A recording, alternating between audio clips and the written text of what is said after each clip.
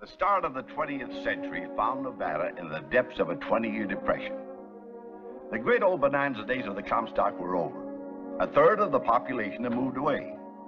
No wonder a man like John Butler, who never cracked a book in his life, could hold down the job of district attorney of Nye County, for there was nothing to do. So on May 18th, 1900, we find him camping at Tonopah Spring on a little prospecting trip. I call this story Birth of a Boom.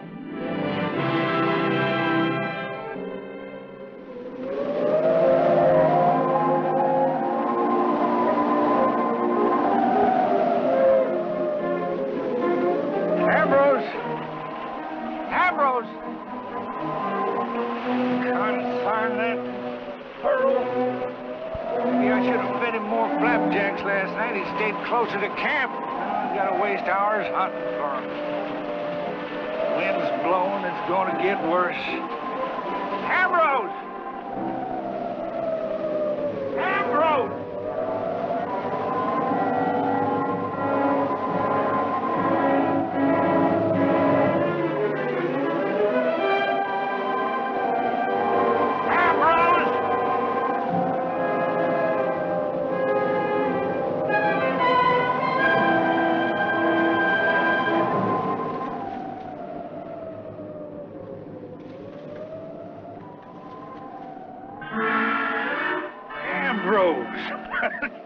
You old lop-eared, sawed-off son of a gun.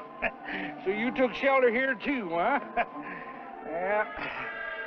Golly, I guess you know I wasted a half a day looking for you, don't you? Yeah. This is as good a place as any. Might as well stay right here till the wind dies down.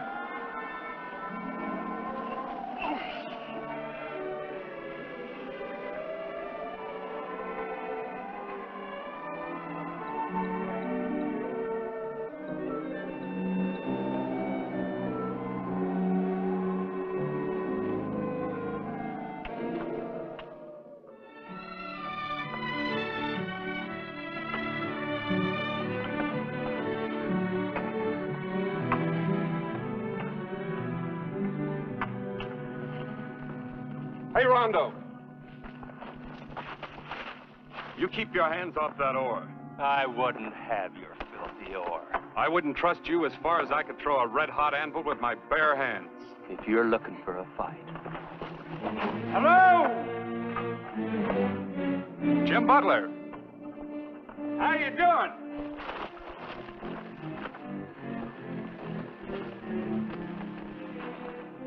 Well, we're taking out a few dollars a day here, Jim. Nothing more. You staying, all you're going to do is wear off some of that fat. Well, now, thanks, but I got something a little closer to home myself and a lot more promising. Frank, Yeah? you're an ass there. What do you think of this?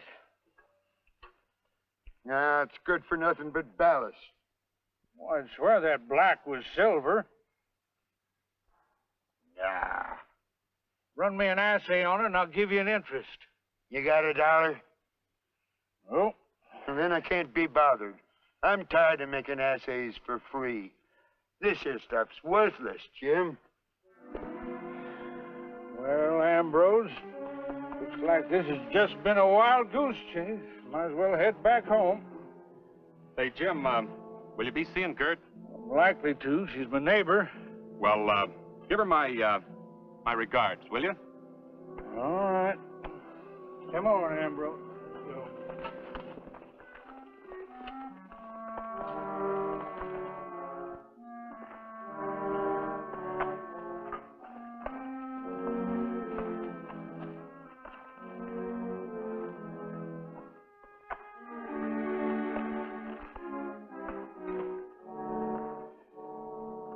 I don't care what Frank Higgs says, Ambrose. I still think there's value in this ore.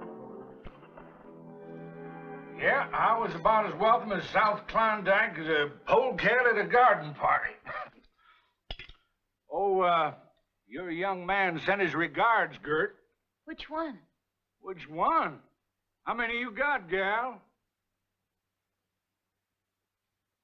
You take these ore samples into town and show them to Tasker Adi. Artie. He ain't no mining man. He's a lawyer. And from New Jersey at that. And doing all right in Nevada. Better than some native sons I know. Now, I've been district attorney for 2 terms, Ma, and that ain't doing bad. Hey, there's an election coming up soon, ain't there? The election was held last week, Jim. Tasker Adi was elected. Masquerade. A little late, ain't it?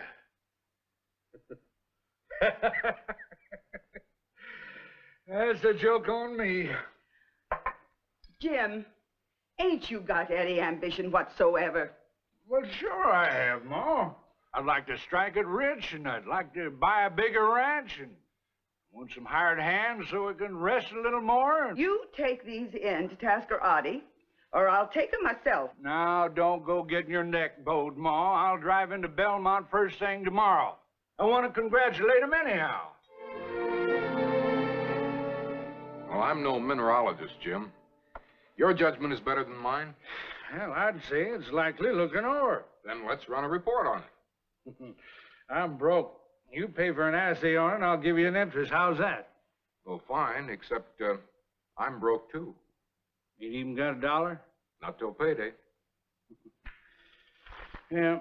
Oh, congratulations on winning the election. Oh, that's very nice of you, Jim. Oh, no, it ain't. The county needs a district attorney that studied law. Me, I just go by guess and by guy. Yeah. Jim, I'll tell you what I'll do. I'll send these samples up to an assay man in Austin, Walter Gayart. Will you do it for nothing? No, but I'll offer him half interest of my interest. You talk like a real Nevadian.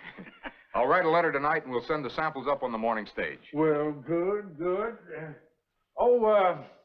I'll be at the ranch. Much as I dread it, I gotta start haying. So long, Jim. So long.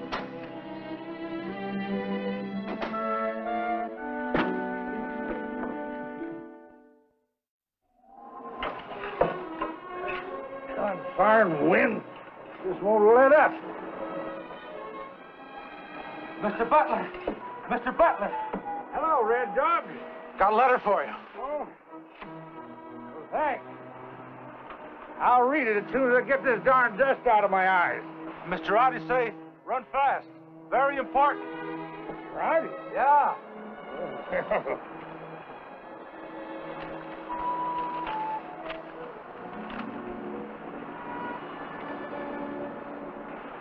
Suffering snake bites. Hello, Red Dog. What happened? Read letter. Dropped dead.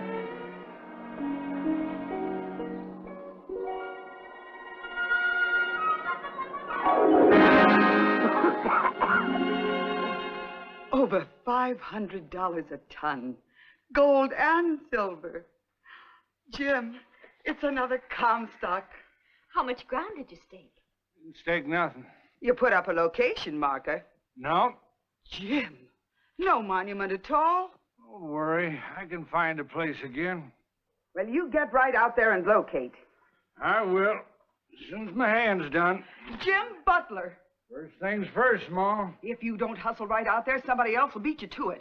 You know how news like this gets out. Oh, I won't tell anyone, Mrs. Jim. Not a living soul. Shoshone Pete told me. He got it from an engine they call Red Dog. $500 a ton. I can't believe it. Figs, you blasted idiot not to run an assay. Well, I'll get the samples and run an assay right now. I know just where I threw them. Rondo took them. Eh? Well, what if I did? Higgs said they was worthless. Well, you fish them out pronto. And you and Johnny start grinding them up while I fire my furnace. If that stuff assays anything like he said, there's going to be a stampede at Tonopah Spring. We'll get them.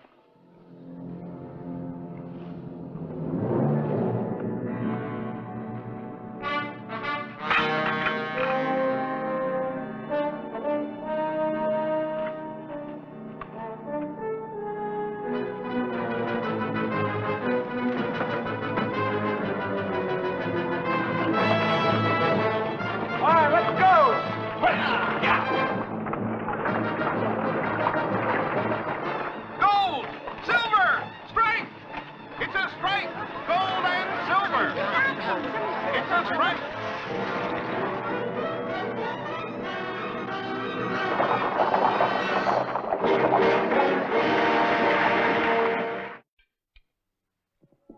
All right, Jim.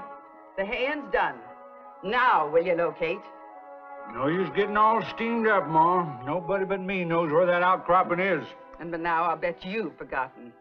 This'll turn out to be another of them lost mines. The Lost Butler Mine. I can walk straight to it. We ain't walking. We're riding. We? Now, look, Ma, me and Tasker can Tasker have... Ottie's tied up with legal business in Austin. We'll stake for him, but we ain't waiting. We're headed for Tonopah. Now get out there and hitch up that buckboard. Ma, let me finish my dinner. Don't argue with me. Get out there and hitch it up. First things first. Whoa! I told you I could find a place, Ma. There's the ledge right there. Well, let's start locating, quick. All right.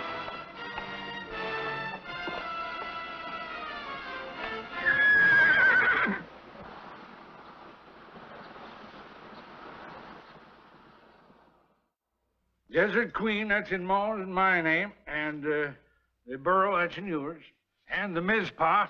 I located that. Don't know where she got that name. But, Jim, it's engraved inside my wedding ring. It is? Yes, it means, The Lord watch between me and thee, when we are absent, one from another. I'll be darned. I staked out 8 claims in all. Good. And the next thing is to start development work. I got a good strong back, Jim. Johnny Reagan's got a wagon outfit we can use for hauling, if we give him an interest. Regan? One of the boys down in South Klondike. Nice fella. Then we'll cut Regan in. I'll cook for you. Well, Ma, what? All right. I think I know where I can get $25 capital. We'll pay it back on our first load of ore.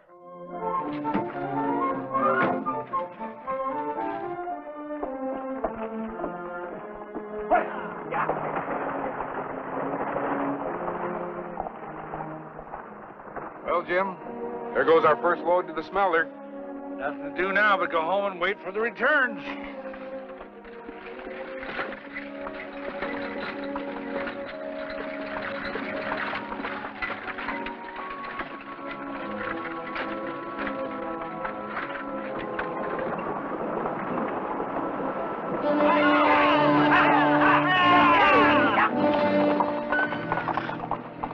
Hello, Rondo. What do you got in there? You can see for yourself.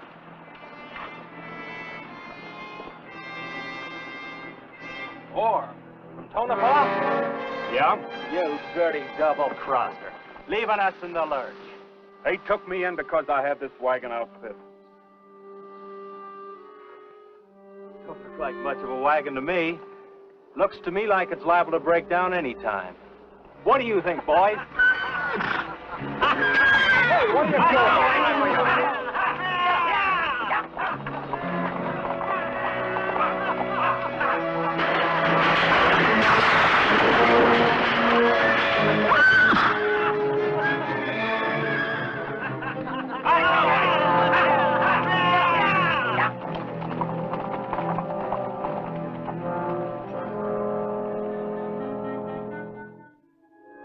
Well, folks, here it is. A check from the smelter for 2 tons of ore. $800.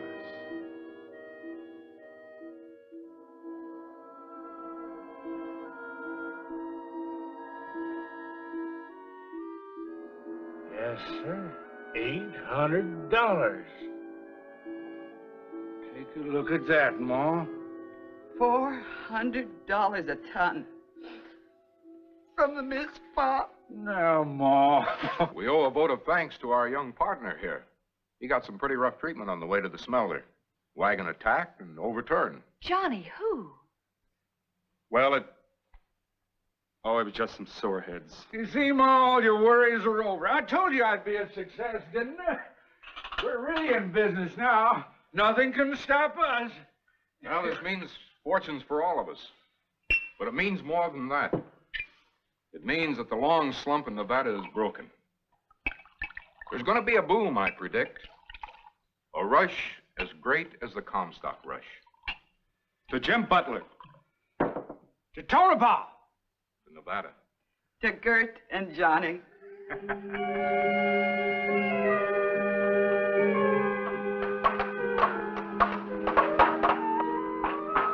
Kurt, what are you doing here? Same as everybody. I wanted to see the activity. Buildings are certainly going up fast. Johnny bring you down? No, he's much too busy at the mine. I hear he's really making a lot of money. He's got nothing on me.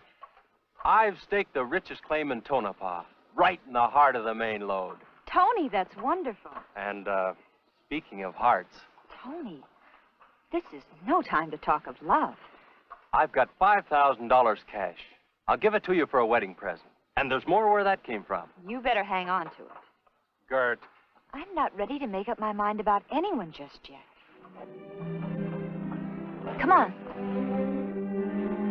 I never dreamed I'd live to see the day when I could just sit back and have the money rolling in. You know Jim had fixed it so he didn't have to lift his hand. Got all my holdings leased to the end of the year. Somebody else does the work and I get 25% of the output. And I still own the mines. Who drew up the contracts, Jim? Contracts? Shucks, I just told him to go ahead. You got nothing in writing? Oh, you think I want to be bothered signing 116 different documents? Jim can trust him. And they trust Jim. My husband's the most honest man on the desert. Mr. Roddy, Mr. Butler, word from Tonopah. Somebody jumped the Mizpah. The Mizpah. Mine. Let's go. Come on, Brad.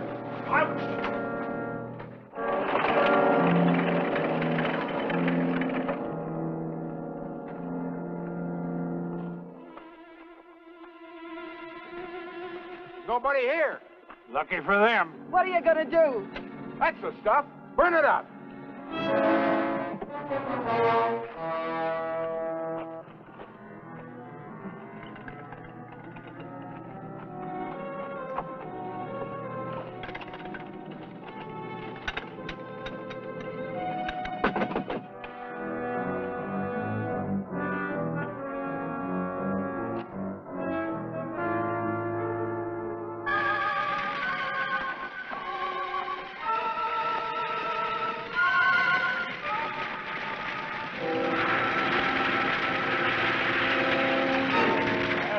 Not to monkey with our claims.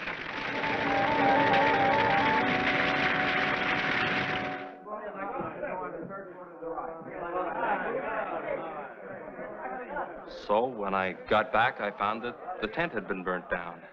Burnt the tent down? But I can't believe Mr. Audie or the Butlers would have done such a thing. Well, then who does that leave? Your friend, Johnny Regan. But why would he? Why?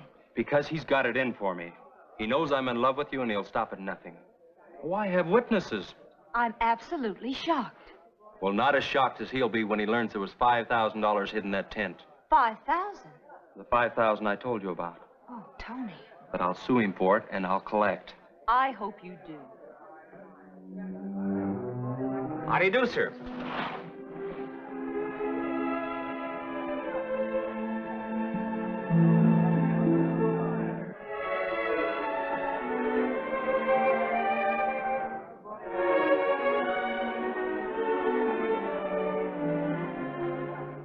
Nice to have you with us, Mr.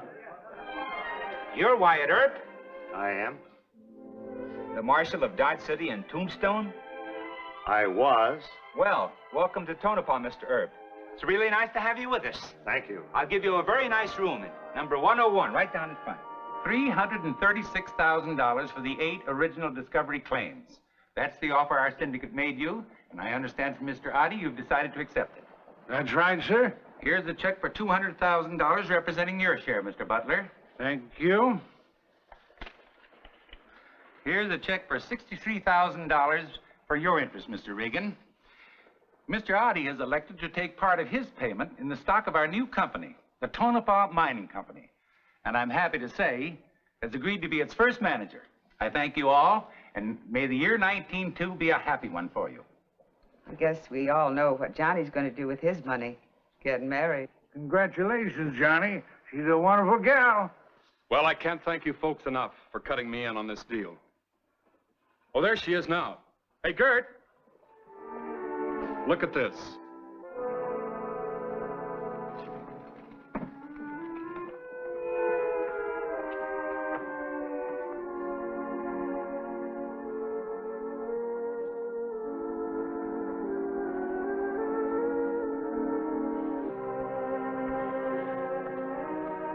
Mr. Turner. Yes? My name's Rondo, and I have a small claim against your company for some property damage. Take it up with our manager, will you? Well, it's only a matter of $5,000. Mr. Audie takes care of all such cases. Audie, you will find him at our office just 2 doors down the street. I'll go out with anybody I please. Gert, he's a low-down thief. You're a fine one to talk, you incendiary. If you're talking about that tent we burned, I can... And the money. You didn't know he had $5,000 in there, did you?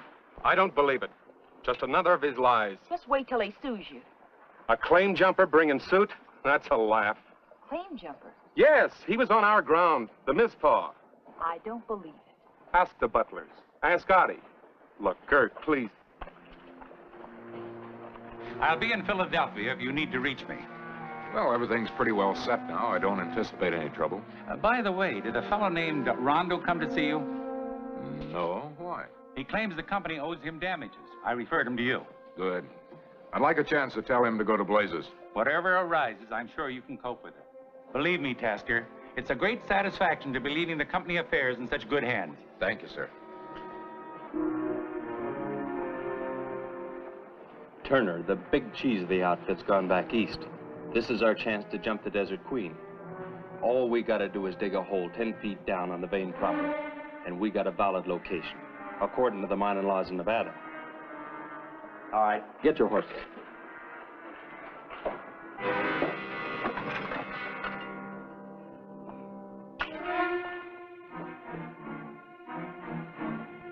Makes a pretty good time. We'll soon be down 10 feet and the ground will be ours.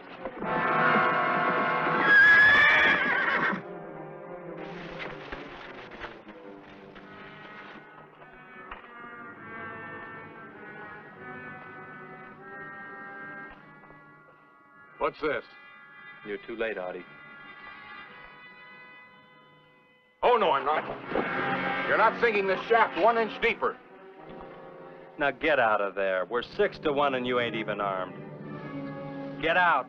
I don't take orders from claim jumpers. I'll give you 5 to get out. 1. 2. You got both feet in the grave, Audie. 3. 4. Wait a minute. This ground belongs to the Tonopah Mining Company. Now, ain't that interesting? You'll have to get off. Who says so? I do. And who the devil are you? I'm Wyatt Earp. And I'm Wild Bill Hickok. And this is Bat Masterson. And this is, My gosh, it is Earp. Pick up your stuff and clear out.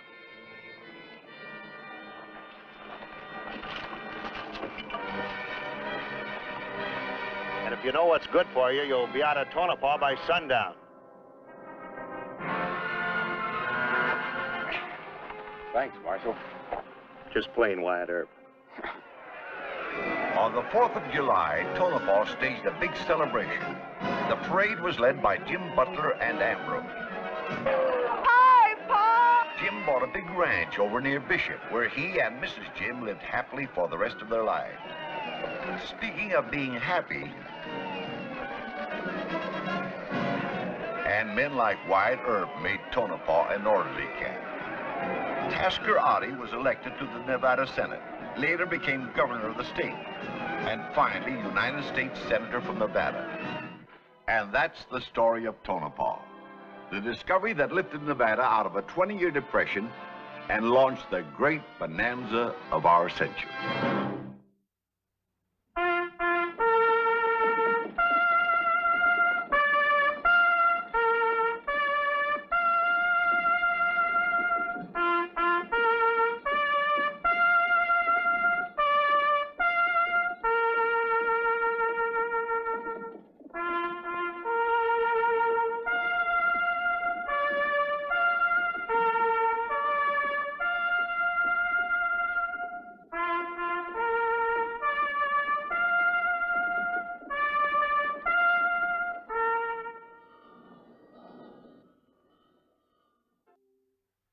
In the autumn of 1818, the peaceful coast of California was suddenly thrown into a state of terror.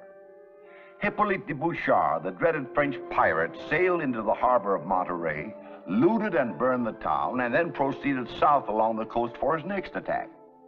The great Rancho El Refugio, a short distance above Santa Barbara, home of the wealthy and aristocratic Ortegas.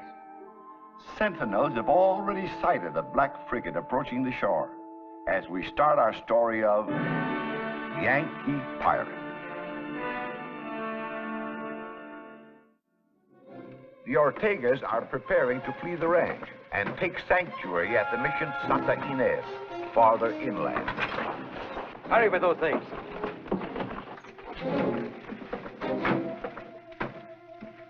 Hurry quickly. Here. The carriage, quickly. Be careful now. Set that down in the center. Hurry. Senor! They have dropped anchor. We must leave now. Leave everything else. Where's Guadalupe coming? Lupe! Lupe, hurry!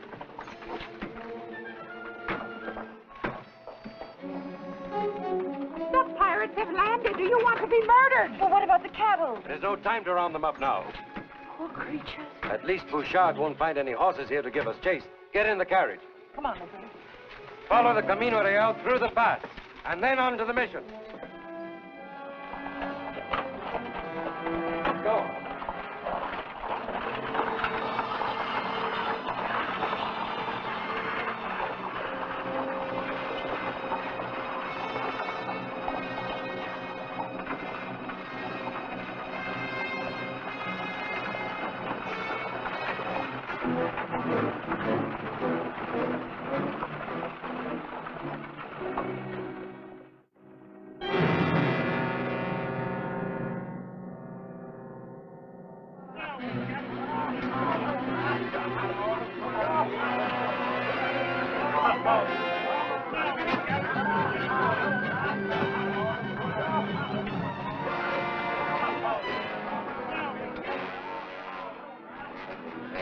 Sacre bleu. Are you sure there's no treasure? No money? The men have all but torn the house apart. That Ortega. He must have carted it off. Or buried it.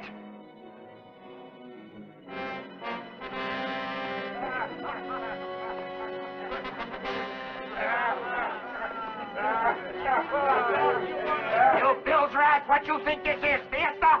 Give that stuff to me! Get aboard ship! Step alive before I string the lot of you up by your thumbs! Come on, look alive!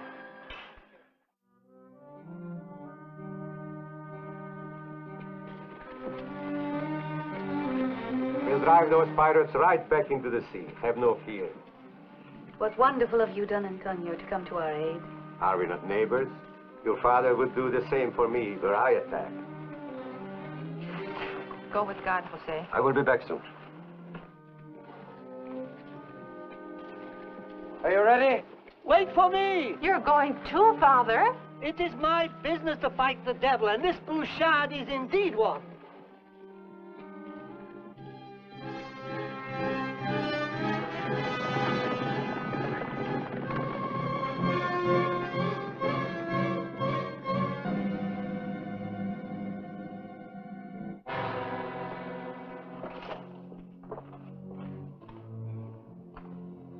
The house is empty. All but the furnishings. Those we will burn. Here! Me? Now!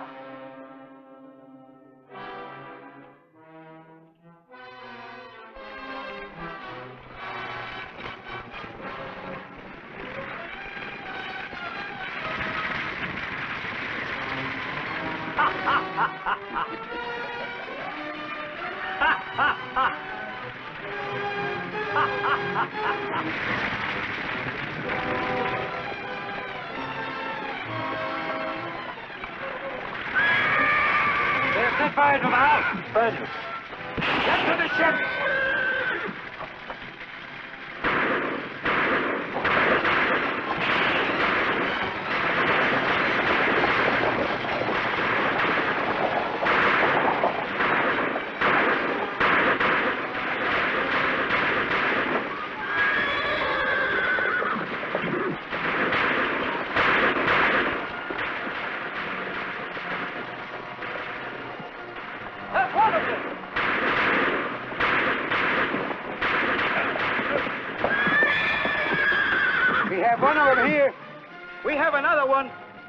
Where's the third one? He got away in the boat with the rest of his men.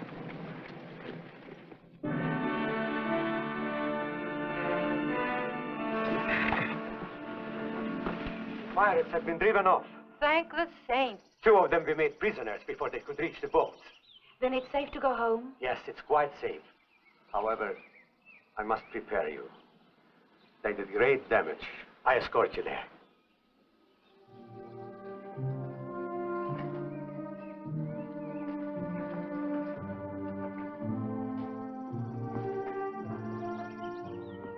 The vandals. Oh, Jose, it's horrible. Don't worry, my dear. That black-bearded devil didn't get a hold of our money. The house can be restored and refurnished. What about the cattle? They killed some, but the vineyards and the orchards were spared.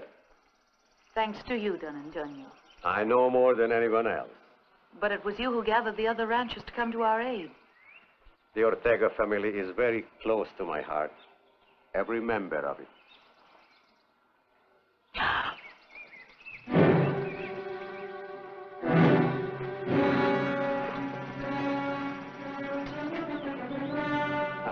Do not be frightened. He's died. Is that one of the pirates you captured? Yes, senorita. Where's the other one? Dead. What are you going to do with them? Well, this one is a good haul. Yes, we could put him to work. Spare his life? Dead, he's of no use to us. Alive, he can do the work of 5 Indians, hauling new timbers for the house. What about the other one? Send him to the governor at Monterey to be publicly executed as a warning for other pirates. Good. He deserves it. Come, Lupe.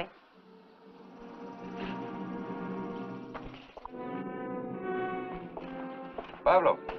Yes, senor. Get 2 men for an escort and take that man to the governor. To the governor, senor? Si.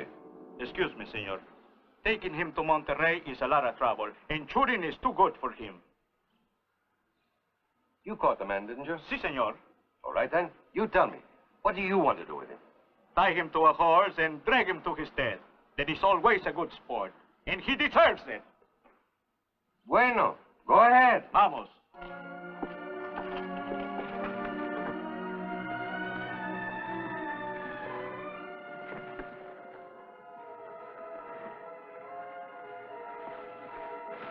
Not a word out of him.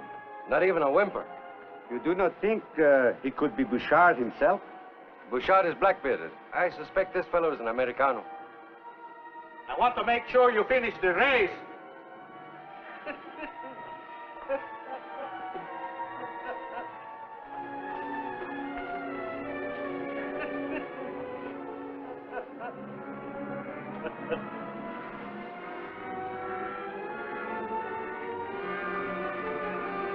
Are you ready, pirate?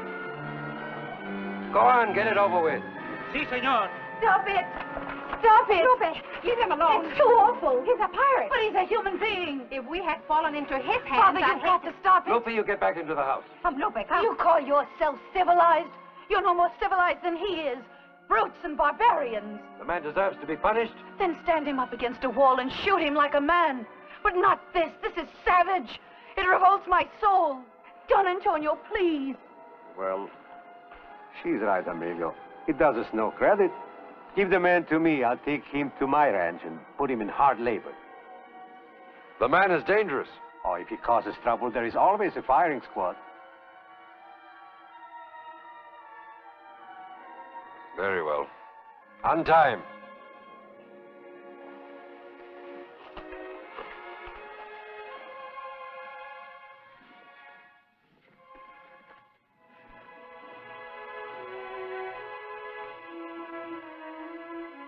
I should bow, but I'm in kind of an awkward position. You speak our language. Enough to swear and to make love. You're very beautiful, senorita. And you are very impudent for a man who a moment ago was so close to death. What made you want to save me? I'd have done the same thing for a dog. Take him, Don Antonio. Take him and work him. Hard. Come in. What is it, Joe? The grist mill's finished, senor. Would you like to come and have a look? Finished? I have never known anyone to accomplish so much so fast. I think you'll be pleased with the mill. Why, no, I will. I've been pleased with every job you've done these past months. The ranch has benefited by your presence. Thank you. You know, it is a marvel to me that any one man combines so many skills. Jack of all trades, we call it. Jack of all trades, huh? Here. Take it. Sit down and have wine with me. It is lonely drinking by oneself. Wait till my good neighbor, Don Ortega, will see what you have accomplished. He's coming here? They all are coming here. On the 14th of this month, when the moon is full, I hold a fiesta.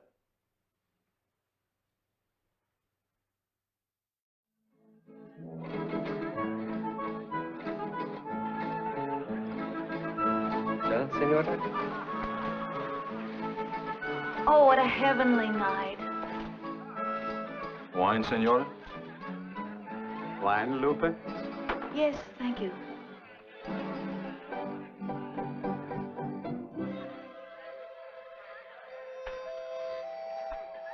Pirate, you've made a house servant out of him.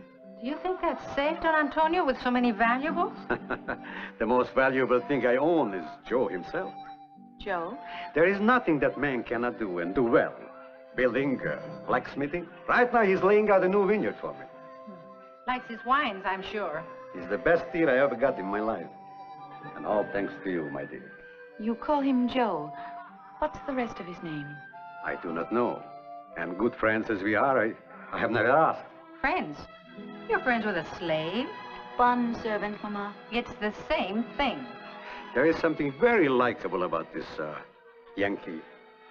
Yankee? I've heard of them. They come from a part in the United States. That's why his hair is so blonde and his eyes so blue. With your permission, senora y senor, may I have the honor, senorita?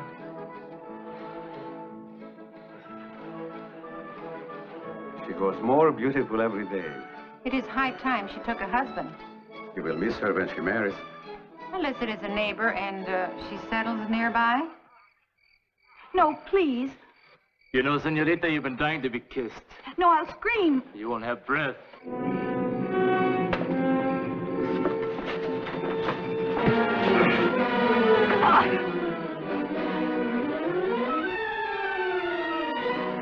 You swine!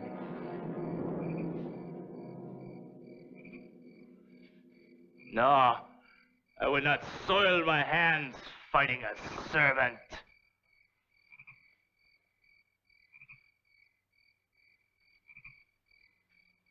He didn't hurt you, did he? No. It was none of my business, interfering. Then why did you, Joe? I'd do the same for a dog.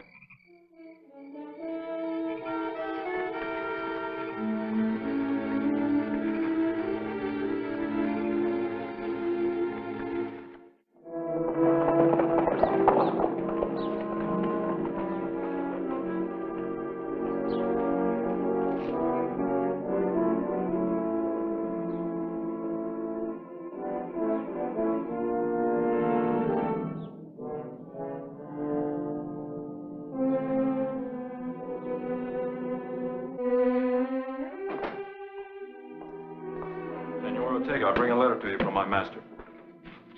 Thank you.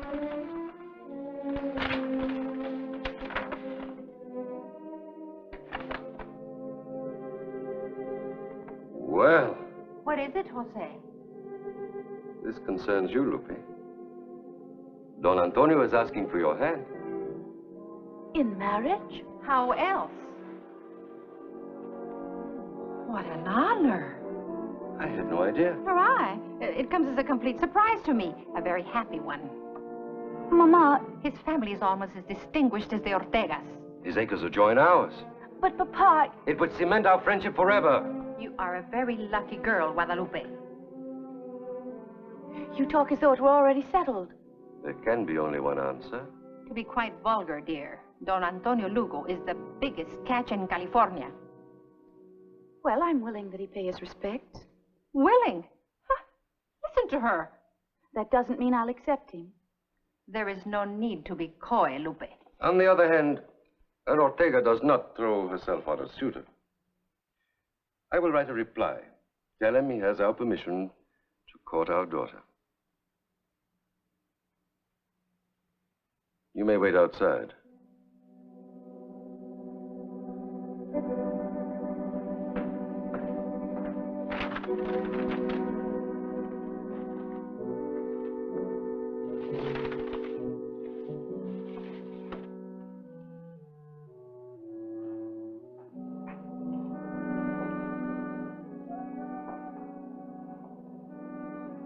Here's your reply.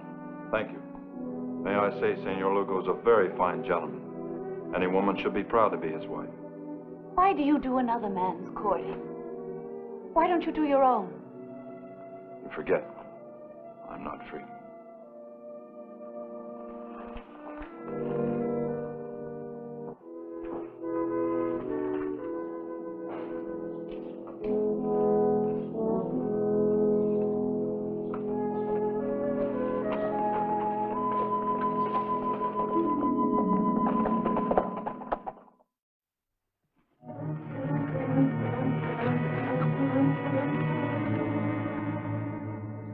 Your parents say yes. Well, they were pleased. And she? What did she say? She was surprised and flattered, of course. Yes, but what did she say? Well, they didn't give her much chance. You're holding something from me, Joe. Come on, out with it. As I took my leave, she asked me why I did another man's courting, not my own. No. For Dios, she never said that. You lie. You're lying. Oh, she was just taunting you. Oh, yes, that's it. She was taunting you. She's quite mischievous, that Guadalupe. Huh? That probably was it. You swear you never gave her cause or approach her in any way? Never.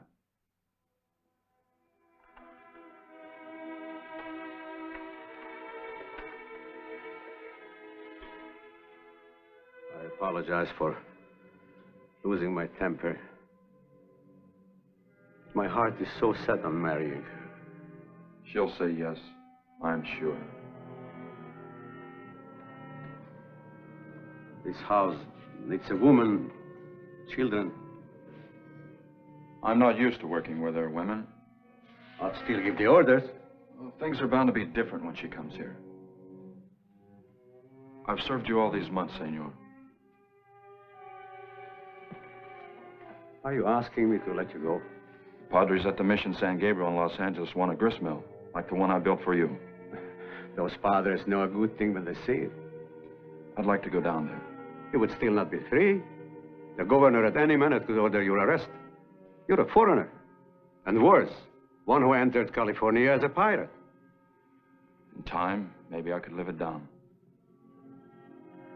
The mission is the safest thing. Well, go. Thank you, sir.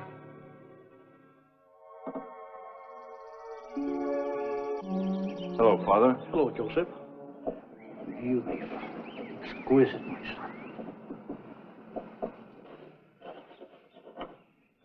You do beautiful work, my son. You know what my next project's going to be? I'm going to build a boat. A boat? That you good fathers can use in hunting sea otter. The pelts are valuable. For you, my son, nothing is impossible, is it? Some things, best things in life. If you're thinking of the church, you have only to say the word. We have grown to love you and admire you. It would make us very happy to baptize you in the Catholic faith. You know something? It would make me happy, too. I've tried to be patient, Lupe. Not to press you for an answer, but time is slipping by and, well, I'm growing no younger. You've been kindness itself, done and done you. Must you always use the title? I'm sorry. I'm sorry about everything. Lupe. I appreciate the honor you've shown me. And believe me, I hold only the highest regard for you. I just cannot find it within my heart to marry you. You love someone else? I shall never marry. Do not say that. It's the way that I feel. Well, I hope for some other man's sake you will change your mind. You are a true caballero, Antonio.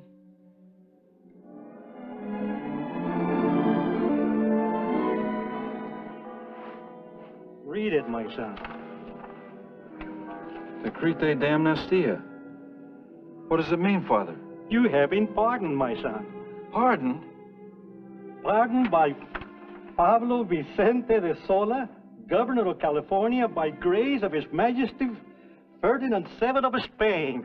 Out of a clear blue sky, Father, I've been pardoned. Pardon for all your past offenses. I'm free. Free to become a citizen. Free to ask a woman to marry me.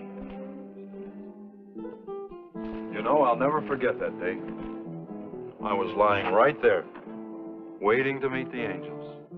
And I looked up and saw you. I think it was that moment that I fell in love with you. I know it was that moment for me. It made me angry to think that I could have my heart beat faster for A pirate. How do you think your parents will take it? Let's go in and tell them. I shall tell them that I'm in love with you, Joe. What is your last name? Chapman. Joe Chapman. I shall have a few things to tell them, too.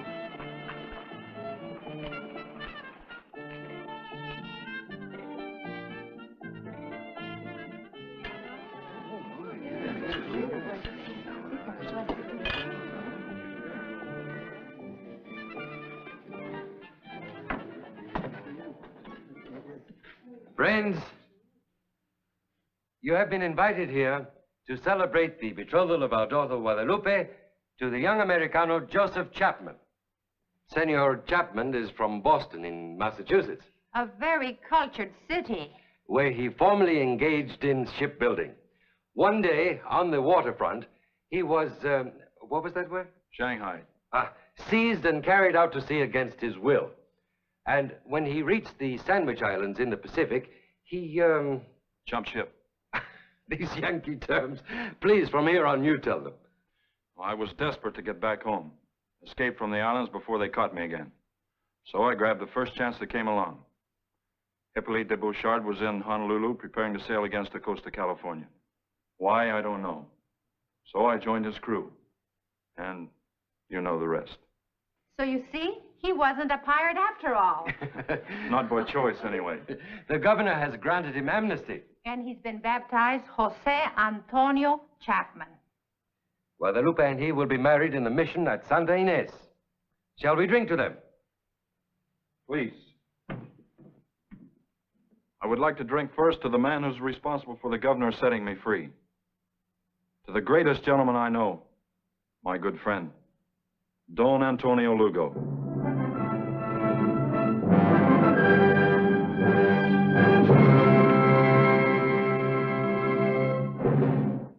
And so, in November of 1822, they were married in the mission of Santa Ynez. Guadalupe de Ortega and Joseph Chapman, the Yankee pirate, who became one of California's most useful and beloved citizens.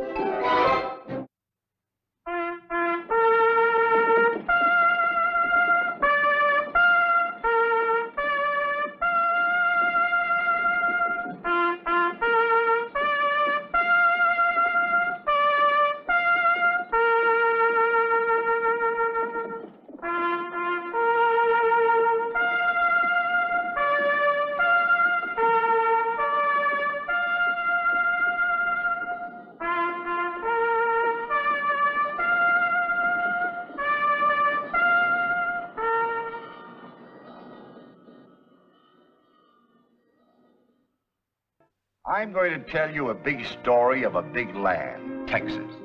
In 1881, Texas decided to build the most magnificent state house in the nation. And to get it, they made a proposition that hit the front page of every newspaper in the country.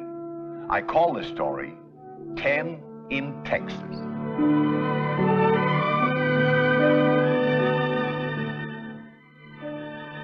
They offered to swap 3 million acres of land in the Texas Panhandle for a capital built of native red granite. 4 Chicago businessmen took Texas up on it, and that's when their troubles began. There it is, gentlemen. That tract makes us the biggest landowners in the country. For which we've pledged $1.5 million. My brother and I will advance that. That is correct. Sit down, gentlemen. Charles? Yes, thank you.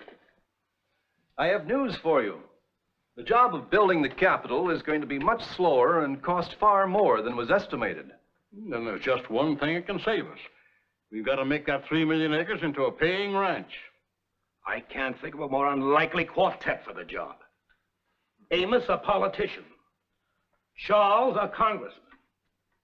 Abner, a building contractor. And yours truly, a merchant. We must test the land for water, fence it, and put cattle on it. I think you've got something, Amos. But we'll need a good man to manage it. And I've got him right outside that door. I brought him up with me. Oh, you know him, John. You loaned him the money for his first cattle operation. Come in. Well, Mr. Farwell. Barbecue Campbell. Gentlemen, I never figured you'd become the owner of one of the largest ranches in the country. How would you like to manage it? You mean what you say, you got yourself a deal. Great. With an old adobe house for headquarters, Barbecue Campbell started the tremendous job of turning 3 million acres of wilderness into a cattle ranch. Month after month, he rode the range, supervising the probe for water and the construction of buildings and corrals, watching the start of what was to become the longest fence in Western history.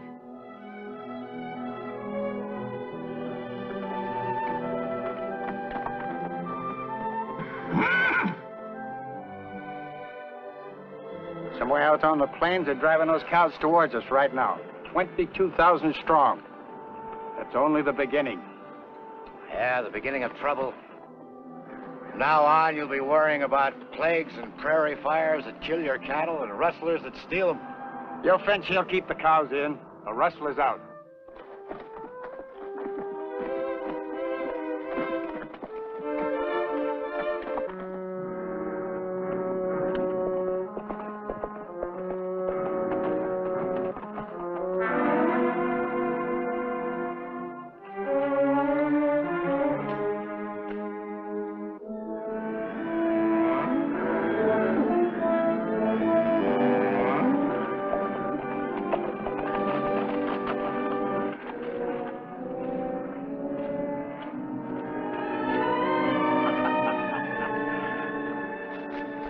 That blocker. There's your cows. I'm Colonel Campbell, W.S. Maybury. Howdy. This is Mac Brown. Howdy. You're the first to arrive. Congratulations. We drove the herd all night to get here, Colonel. What's your brand? We haven't picked our brand yet. Well, heck, man, you haven't got a ranch until you've got a brand got to burn into the hides of your cows. Would you like to suggest a brand? Sure. Well, I'll figure one out for you right now. There's 3 things important about a brand. First, it's got to look good and sound good. Second, it's got to be simple to put on. And last, you want a brand that no rustler can change. And X is always good. X stands for 10. On this ranch, a man can ride into and over 10 counties without ever leaving the home range. Yeah? 10 counties? Colonel, I've got your brand. X-I-T. 10 in Texas. Looks good. It is good, plenty good. Just 5 socks with 1 bar of iron will put it on, and it's gonna be hard to change. No, I think he's right. From now on, this Capitol tract will be known as the XIT Ranch. I'm the guy that named it. Maybe you'd like to brand the first cow. Sure. Mac, get me a branding iron from the chuck wagon. One with a straight bar. Coming out.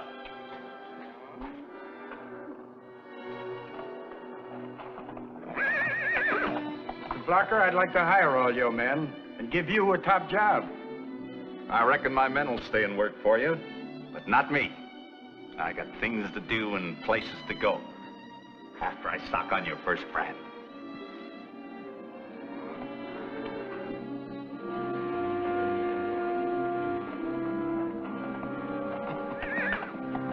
That Blocker is quite a character. They say he sighted the North Star down the backs of more longhorn steers than any man dead or alive. Give us a good brand. XIT. You know before we can burn that into the hides of those cows, every rustler from here to the border will be trying to figure out ways to change that. Well, if there is a way, I know who'll be the first to find it. Who? Johnny Santos.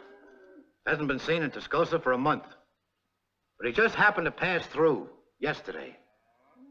By the time Ab Blocker hits the first saloon in Tascosa, starts bragging about creating this new brand, Johnny's going to be working on it.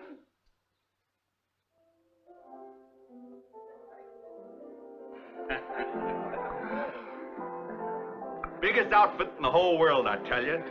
And me, Ab Blocker, gave them their brand. Burned it on the first cow myself. Watch. XIT.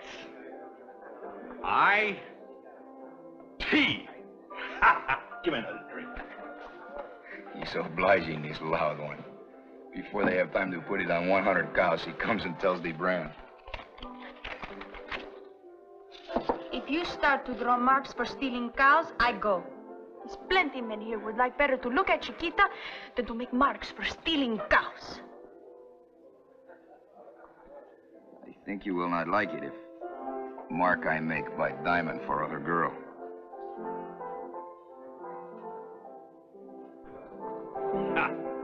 XIT. And what's more, there ain't a rustler in all Texas smart enough to change it.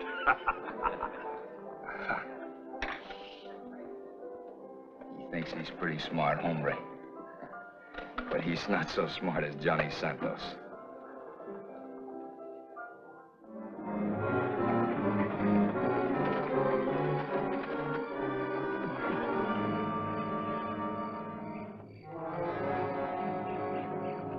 I came as soon as I got your message, Colonel. So you're having trouble down here at the south end? Every kind there is, Mabry. I've got 100,000 head of cattle coming in. If they don't die of thirst, the rustlers will get them. You losing cattle? Somebody's drifting them over the line. 25 to 40 head at a time.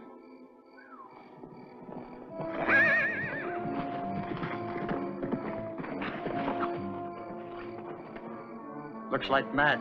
Means the rustlers are at it again. Colonel, Mabry. What is it, Mac? More bad news, Colonel. I was riding fence along the New Mexico line when I come to a section that had been torn down. It's made to look like the cattle had done it, but I'll swear it's them rustlers again. Did you follow their tracks? We're none to foller. They must have taken them cows out last night, just before that big wind hit. Tracks was all sifted over with fine sand. Same technique as before. Yeah. I covered about 30 miles trying to round them up. Never found no trace of them. Mac, I want you to be sure that every man riding fence is armed with a 6-shooter and a Winchester. We'll make it hot for anybody without legitimate business. I'll tend to it. You better take a couple of men, ride the country, up over the line. Ride 100 miles, 200 if you have to. But keep going till you find our cattle. I'm on my way right now.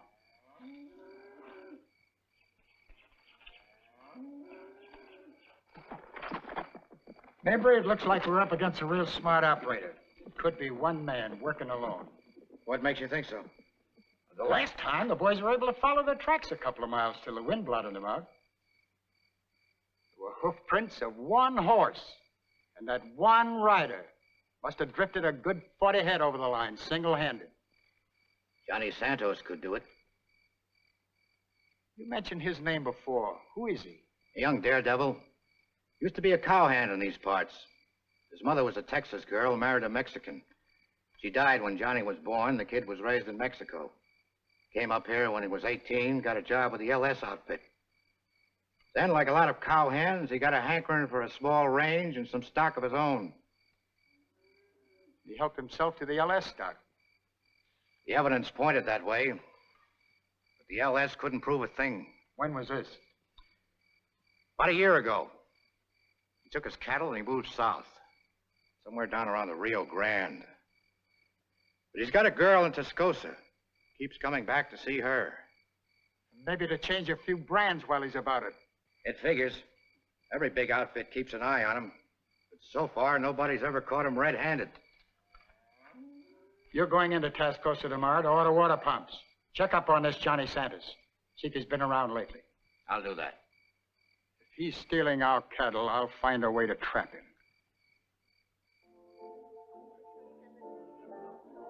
Good to have Johnny away. I've got to go.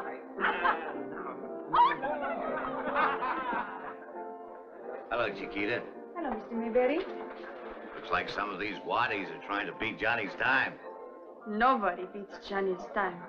Johnny's in town, but if Johnny's not here, a girl, she gets lonesome. Seems to me he's taking an awfully big risk. Where is he? Away on business. Must be mighty important business.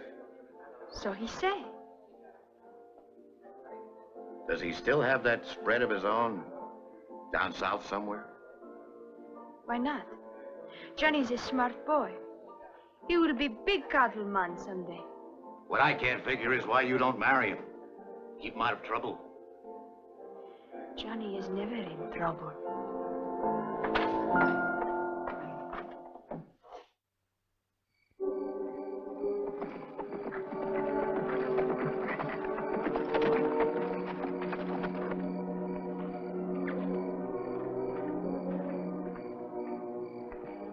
What'd you find out about Santos?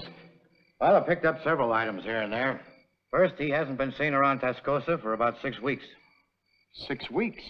Just about the time the raid started on our cattle. He still has that spread of his own down near the Rio Grande, just south of New Mexico. That figures. He's drifting the cattle across New Mexico onto his range.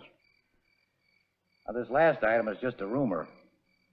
But I heard Johnny registered a new brand. Haven't found out what it is yet.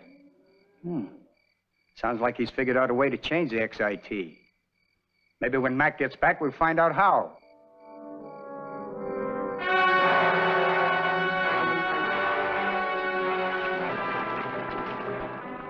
Mac, you've been gone a heck of a long time.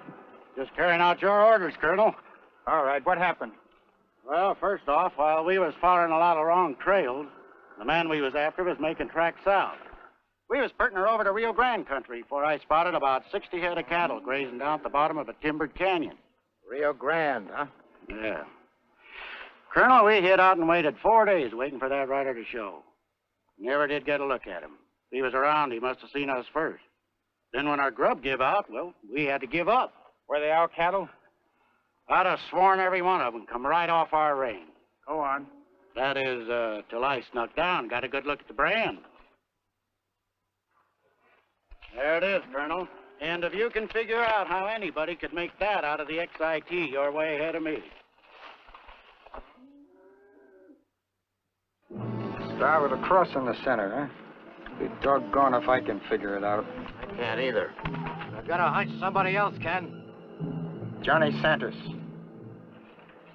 But I'll have to have more than this before I can put the sheriff on his trail. We might have an ace in the hole, Colonel. On our way back, we run across a cow that must have strayed from the herd. She had that star-crossed brand on her, all right, but she had something else besides. Go on. You remember that cow of ours that had a brown eye on the right-hand side, but her left eye was sort of a smoky gray? And a left ear with a white tip? That's the one. Well, I brung her in, Colonel. She's down in the corral. Fine. Mac, you ride and get the sheriff. Now that we have the evidence he needs to make the arrest, I want Johnny Santos behind bars before he puts his brand on some of that 100,000 head we have out there. Right.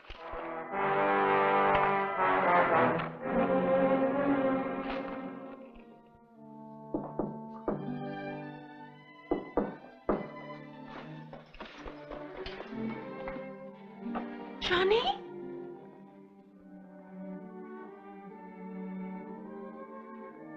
How is my Chiquita? Are you all right? Why not? I'm so worried for a long time. I think something had happens to you. There's nothing to be afraid for. Everything he is fine. My business, he go perfect. You sure? Why you ask? Is people ask questions. Where you are, what you do. Mayberry, the surveyor, he asked why I don't marry you and keep you out of trouble. Why don't you? I marry no man who will die hanging from the end of a rope. Now, who would hang me? There is nobody can prove I am not honest citizen. Someday, somebody will prove it, and then...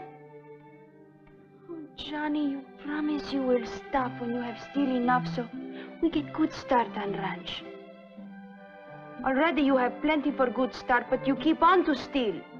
For fun! It's good game. I like it. One man against big outfit.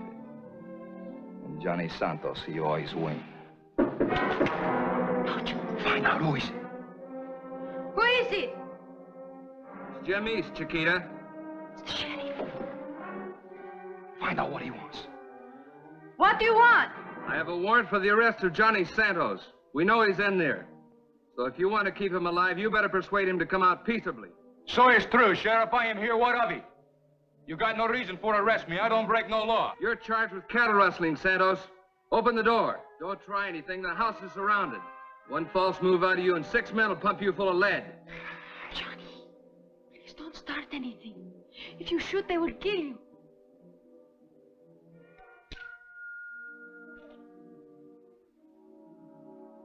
I am coming, Sheriff.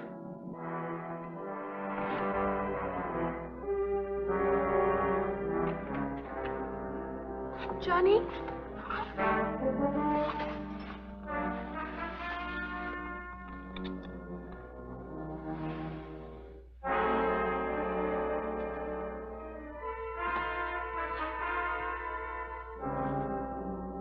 Colonel Campbell, your cowhand, Mac Brown, has already told us that he identified the cow he found as an XIT cow because her right eye was brown and her left eye was smoky gray and her left ear white-tipped. Now tell me, had you ever seen this animal before? I certainly had. Mac pointed her out to me when she was rounded up for branding. We decided how valuable she was to the XIT as a marker. Then you actually saw this animal when she was an unbranded calf? I did. And you subsequently saw her when the XIT brand had been put on her side? I was present when she was branded. Then you are positive that this cow, with the star-crossed brand burned in her side in the exact spot where the XIT brand is customarily placed, is the same cow you personally saw branded with the XIT? I'm absolutely positive she's the same cow. You're a witness. Colonel Campbell, this business of a brown eye and a gray eye, isn't this a type of coloring that could quite readily be found on another cow? I don't believe another cow would have a brown right eye and a smoky gray left eye with a left ear white tip. You mean to tell me it's impossible that another cow could have these same markings? I didn't say it was impossible. Then it is possible for another cow to have these colorings. Well, Answer yes or no. Yes, it's possible. That's all.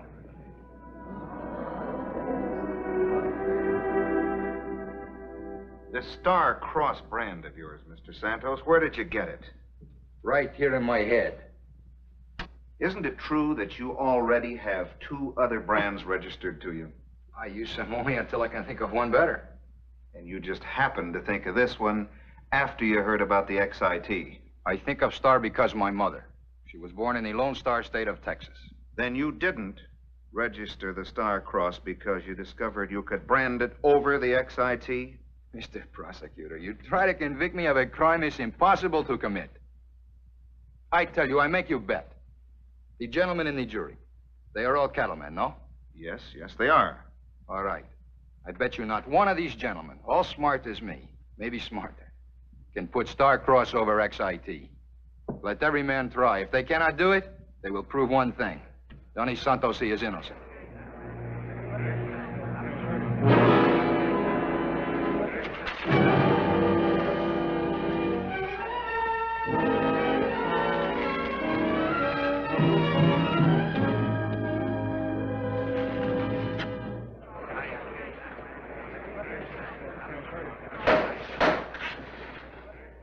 Have you reached a verdict? We have. Prisoner will stand. Jury, look upon the prisoner. Prisoner, look upon the jury. How say you? Guilty or not guilty? Not guilty. A rotten verdict. I thought we had him for sure. Evidently, the jurors couldn't change the brand. Johnny Santos knows the trick and still intend to find out a way to prove it.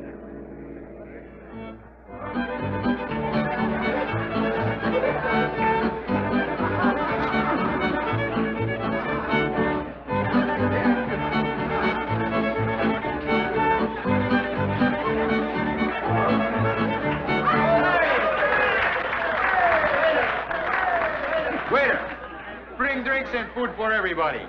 Tonight, Johnny Santos pays the bill.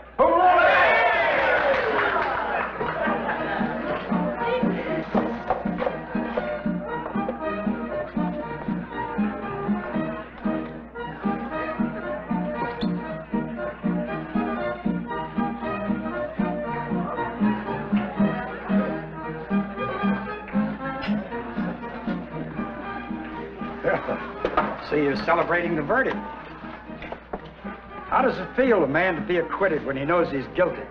If it happened to me sometime, I'd write you a letter and tell you. Well, you can't do me a favor right now. You've been acquitted, and you know they can't try you for the same crime again. I know this. So? I'll make you a proposition. You show me how the XIT brand was changed into the Star Cross, I'll make you a present of $5,000. Hey, caramba. $5,000. It's enough to make any man draw a brand, if he could. Johnny.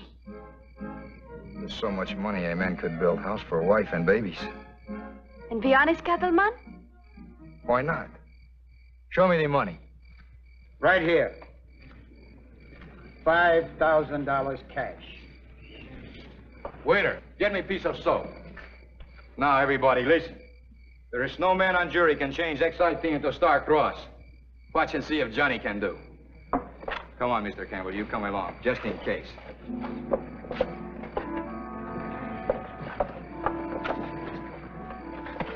Now, XIT goes like this.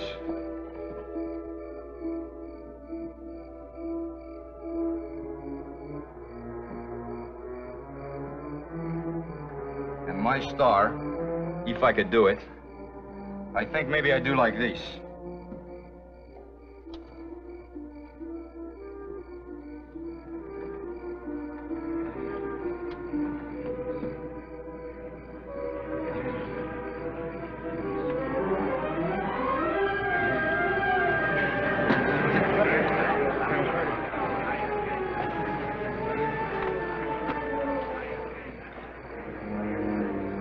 I do it. Now maybe you'd like to give me the cash money, Colonel Campbell.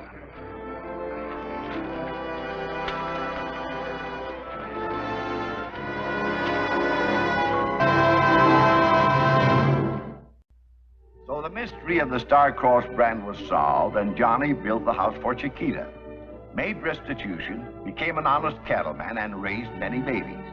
The Chicago businessmen fulfilled their contract and built Texas the most magnificent state house in the Union. And the famous XIT ranch was eventually opened to settlers and has become a rich agricultural area that is now valued at $60 million.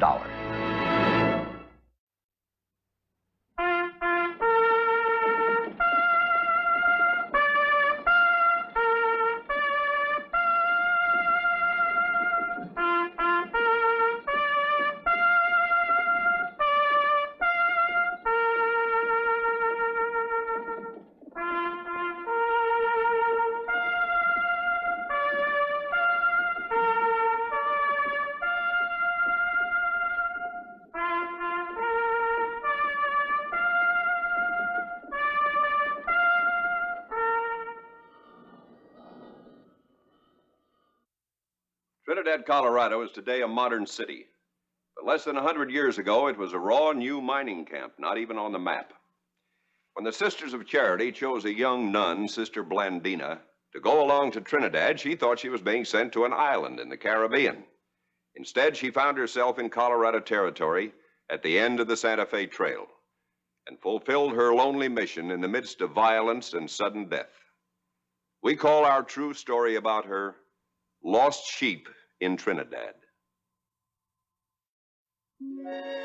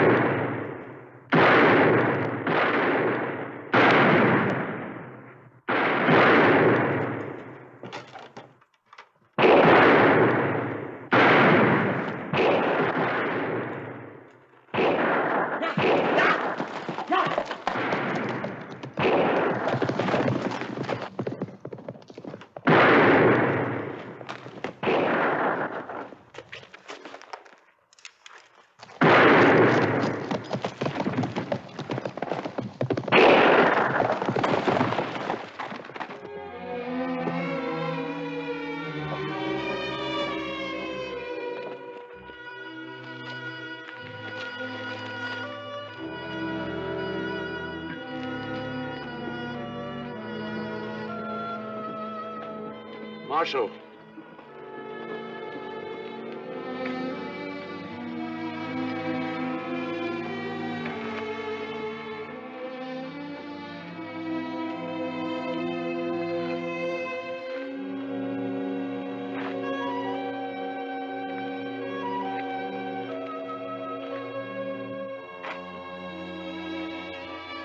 Marshal didn't need to get himself killed for this.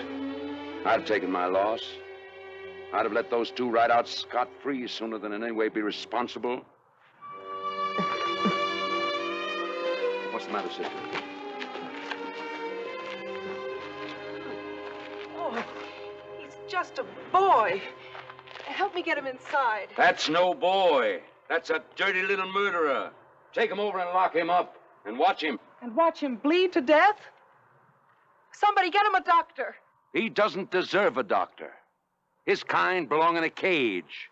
No respect for man or God or woman. God made him.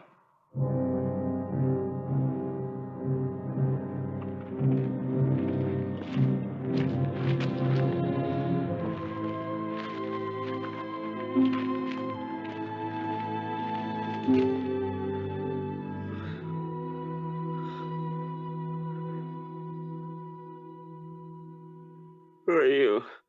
I'm Sister Blandina. One of them, huh? Yes, one of them. I'm a sister of charity. I'm from the East, Ohio.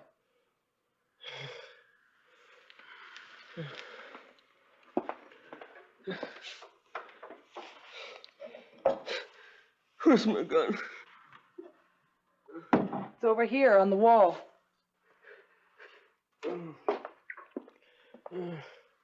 Here, drink this.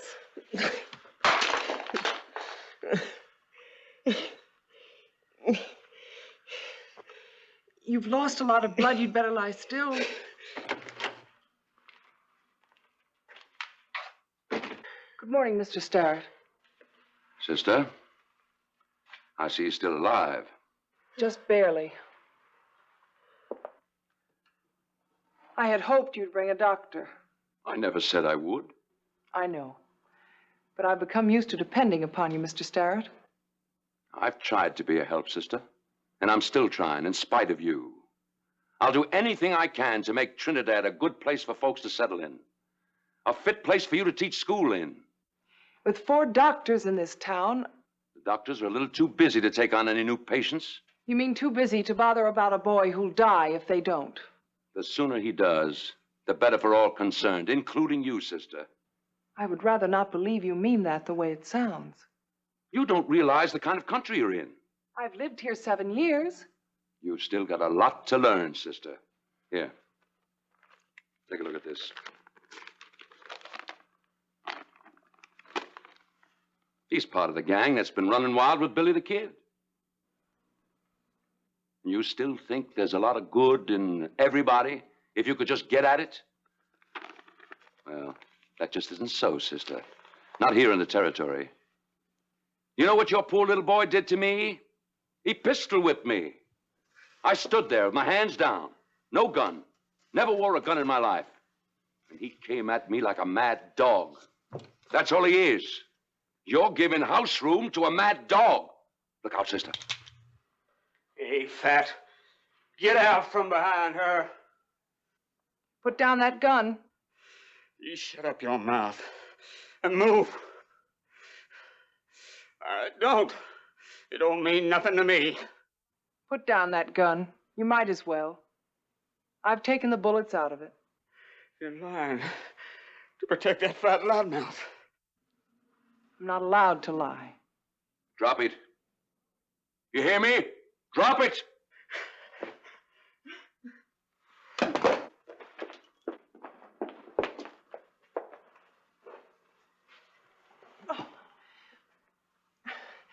Help me get him back to bed. He's going out of here, sister. Walk or be dragged, that's up to him. No, Mr. Starrett. He would have killed you if he could. Any trapped animal sees enemies all around. For the last time, sister, listen to me. The way things are, nobody wants the marshal's job. It'll take a week for the sheriff to get here. And there's a lot of talk in town about why wait. Do you want a lynching in Trinidad? You know me better than that. I hope I do, Mr. Starrett. I've been pretty reliable so far. Anything you needed. It's not what I need now. What you need is him off your hands and under lock and key. I'll take the responsibility. I'm afraid you can't. Oh, for heaven's sake, sister. There is that, isn't there?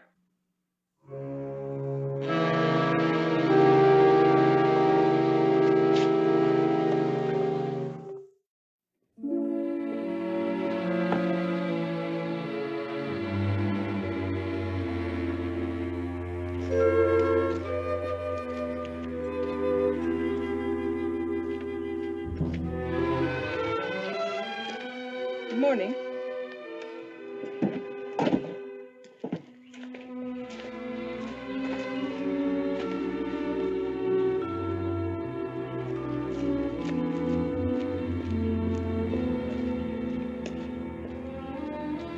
Good morning.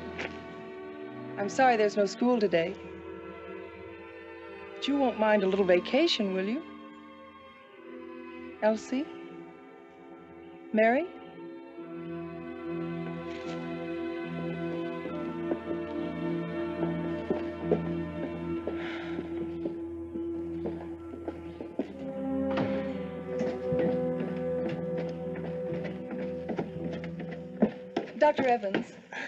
Dr. Evans, we've never met, but I've seen you and your wife from a distance and have meant to come and call on you and welcome you to Trinidad. I'm Sister Blandina. Glad to know you, sister. I'm sorry that I don't have time to stop and talk. Unfortunately, I can't stop now. I have to drive over east and see some patients. I ought to be there now. I may be gone several days. Well, I'm glad to know that your practice is prospering so rapidly. Can't you spare just a minute? You'll have to excuse me, sister.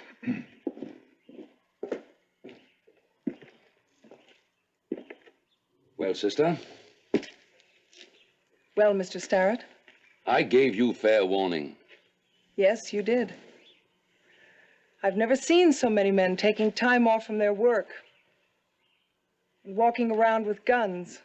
And there are more of them than you can see. All because I gave house room to a mad dog who can't even walk? We're kind of expecting a visit from a friend of his. We figured that Billy the Kid might come and try to get him out. So you're using him as bait for a trap? That's one way of putting it. Of course, his friend might not even show up. Meanwhile, the boy may die. For the last time, sister, he's no boy. His mother called him Joey. Little Joey. What? Nothing, Mr. Starrett.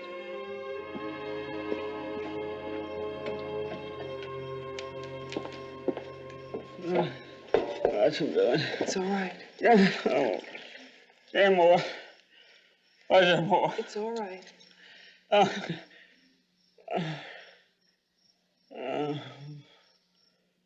Mom.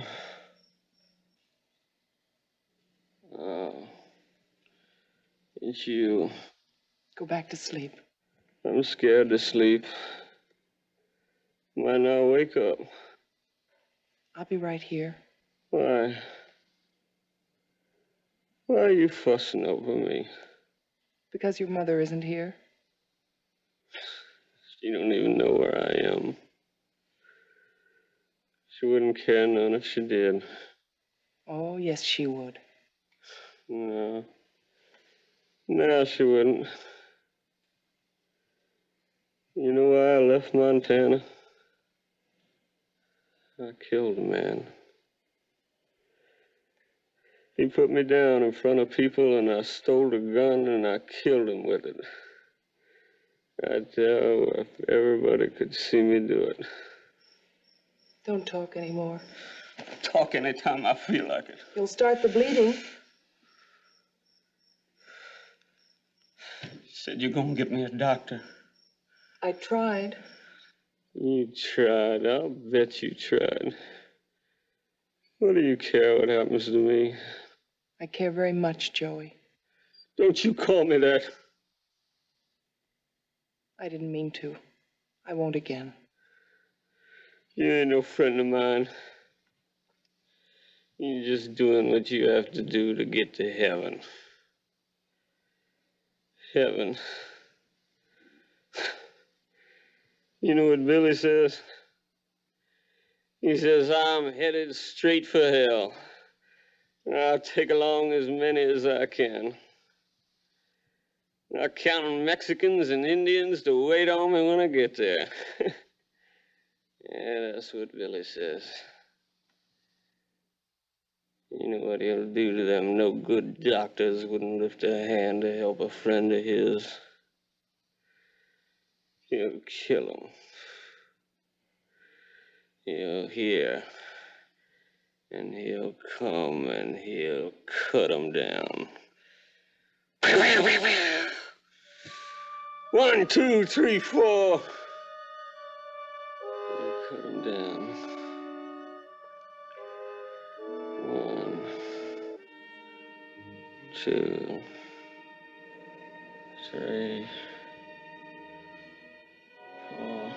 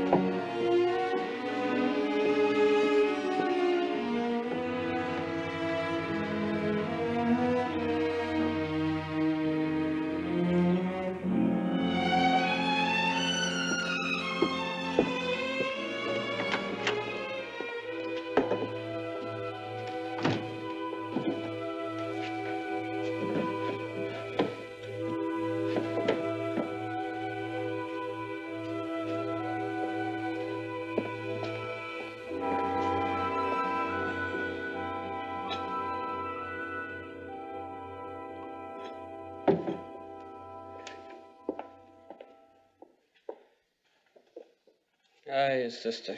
Good morning. You say that like you meant it. Like it's gonna be a good, good day. All days are good in the morning. It's what we do with them that makes the difference. Yeah. I guess you're right. I guess you are. Would you like some tea?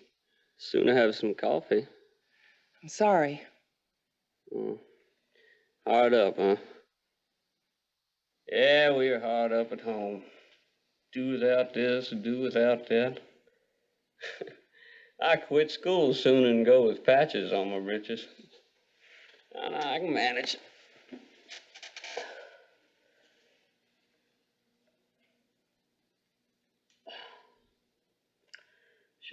thumbs up. I don't feel bad as I did yesterday. Good. Maybe I don't need a doctor. Maybe time Billy comes, I'll be ready to mountain ride. Funny he don't come. He'd hear about me, sure. Ain't nothing in the territory he don't hear about. All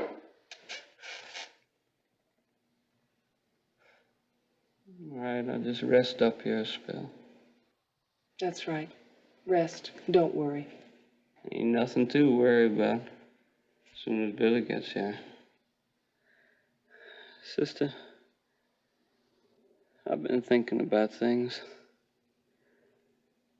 I don't write none too good. Would you write a letter for me? To your mother? Yeah. How'd you know? I just guessed. You sure are smart. I ain't wrote her since I run away to be a big man. That's 3 years nearly. What are you doing? I'm gonna go get a pen and some paper.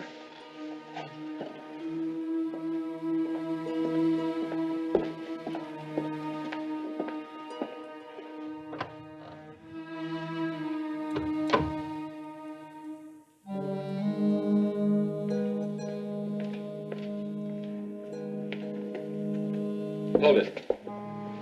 Sorry I scared you, sister. Billy the Kid. That's right, sister. William Bonney. 20 years old, and you've already killed 21 men. The first when you were only 13. I didn't know nuns kept score on me now. It's all on the wanted sheets. Wanted, dead or alive.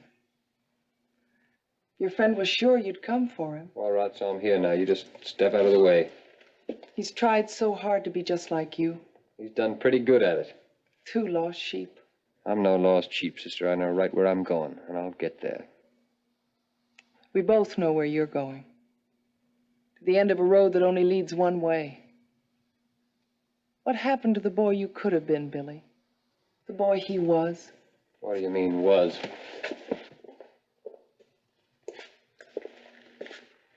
Wake up, Joe. Hey, Joe, wake up. Come on, Joe, wake up.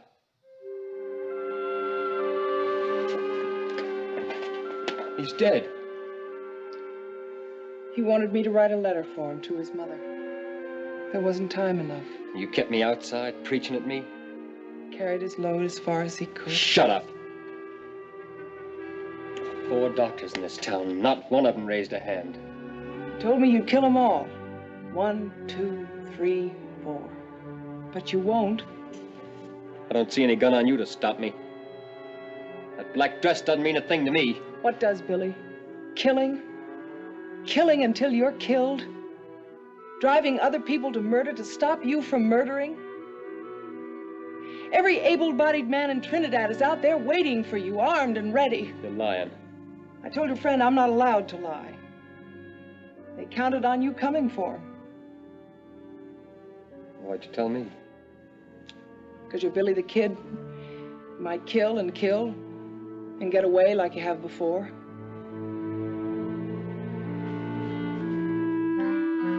You're the only one who ever did anything to help him.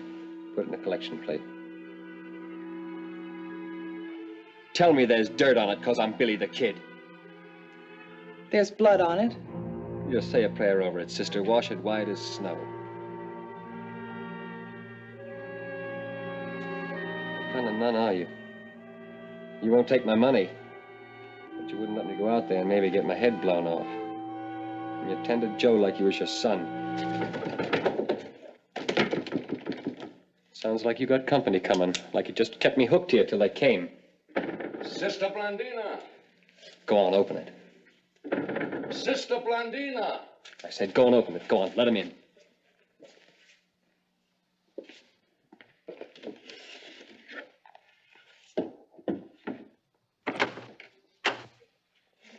What took you so long, sister?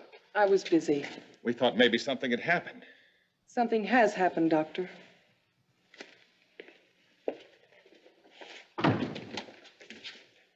He died just a moment ago. I should have been here. Could have been here. I lied to you, sister. I didn't have any patience to drive over east to see. I just... Doc came by to see me. We talked about it. Then we talked to some of the people in town. We found that they feel the same way we do. We all just got too worked up. We meant well, sister, but... Well, anyhow, it's all calmed down and everybody's gone home and put their guns away. Like I said before, Doc, we should have known that Billy the Kid wouldn't bother himself about one mad dog when the woods are full of them. I know you feel bad about him, sister. But after all, he is better off. Yes, he's better off. Well, I guess that covers everything. Where'd that money come from? It belonged to him. You mean he stole it? Probably killed to get it. Well, it'll pay for burying him. Just a minute, Doc. Sister, what I said to you before about not helping out anymore like I have in the past, that was just talk. Anything you want me to do, anytime, just let me know and I'll be there. Thank you, Mr. Starrett.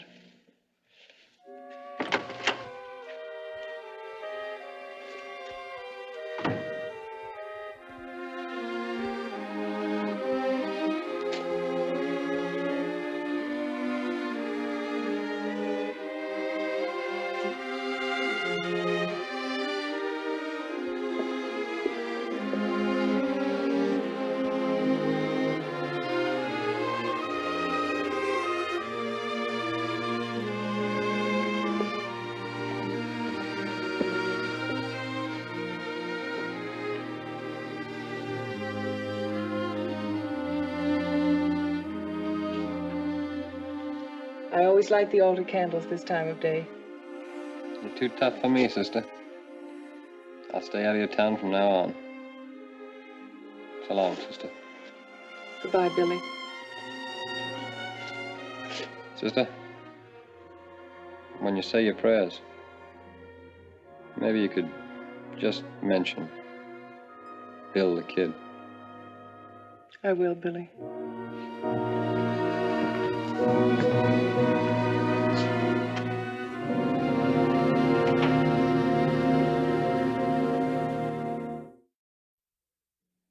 Billy the Kid had 2 more years to live before Pat Garrett killed him.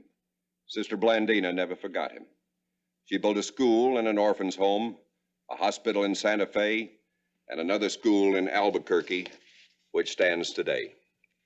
In 1894, she returned to Ohio and was still doing her best to help and guide young people when, at 91, she died. One more chapter in Western history that should never be forgotten.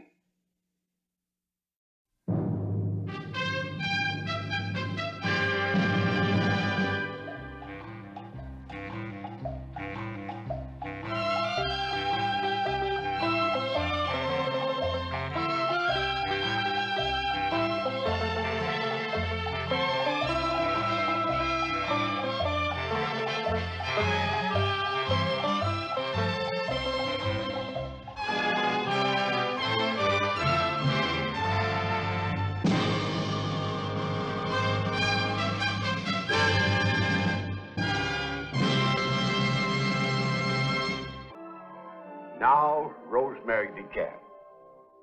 She's up to her eyes in something. Counting laundry.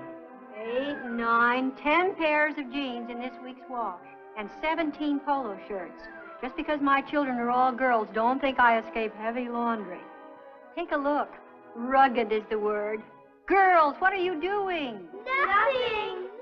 It gives me mountains of wash. But no wash day headaches, thanks to my faithful friend, 20 Mule Team Borax.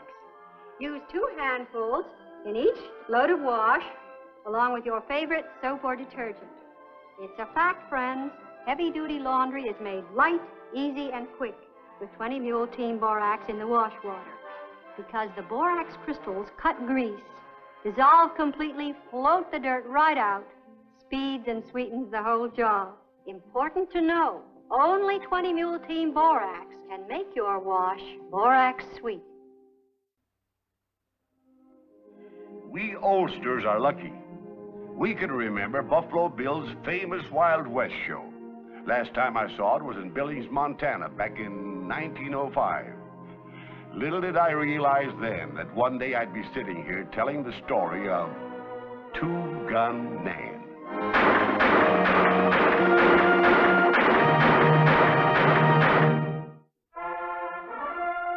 With the show at that time was Frank P. Gable, Montana's champion trick and fancy roper, and his new bride, Two Gun Nan.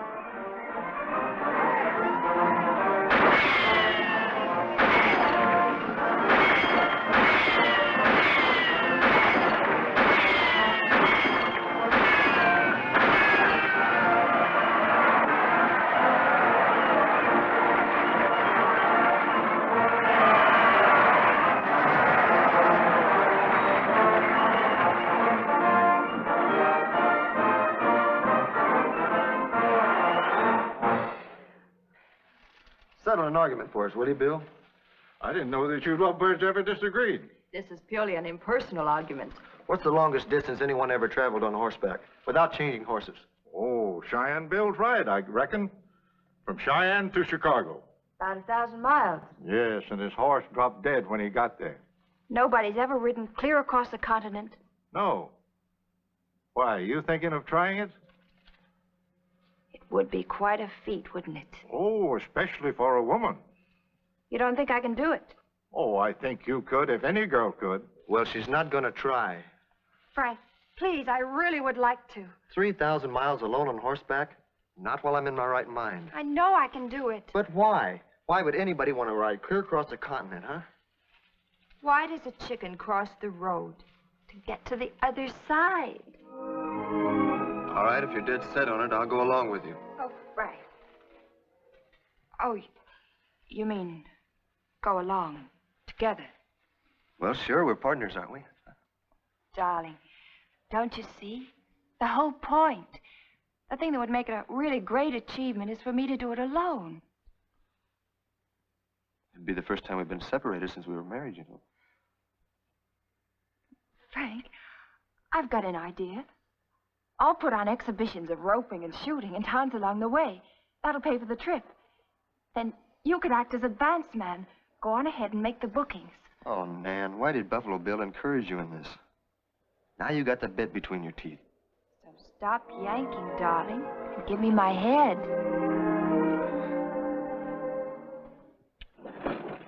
I've named her Lady Ellen.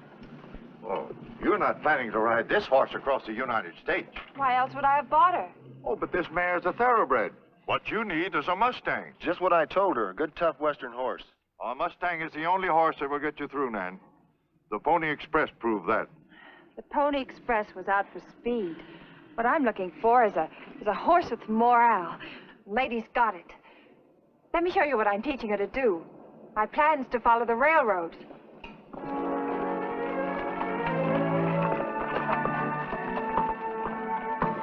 See how she steps on the ties?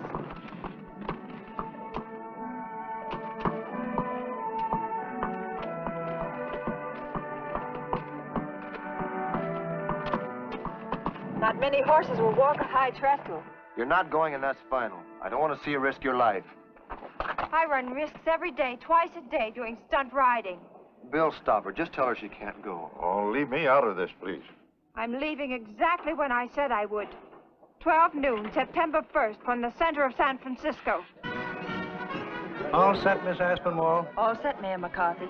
Here's a letter I've written to Mayor Gaynor of New York.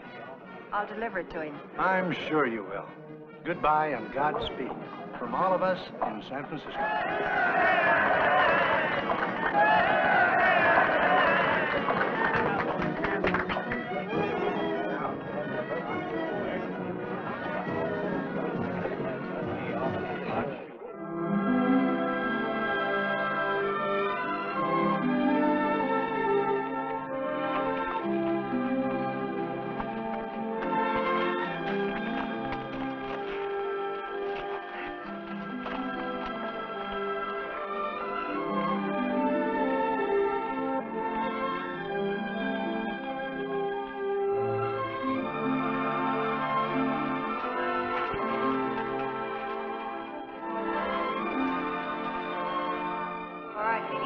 Step square on the ties.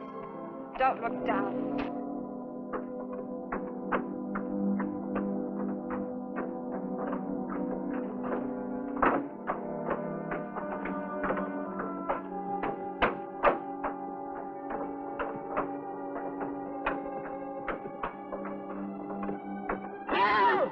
Steady, girl.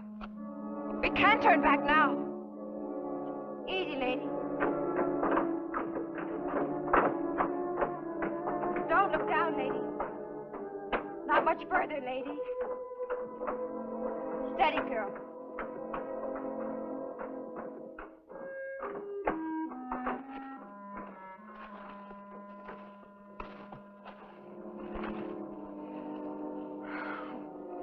I won't ask that of you again, lady.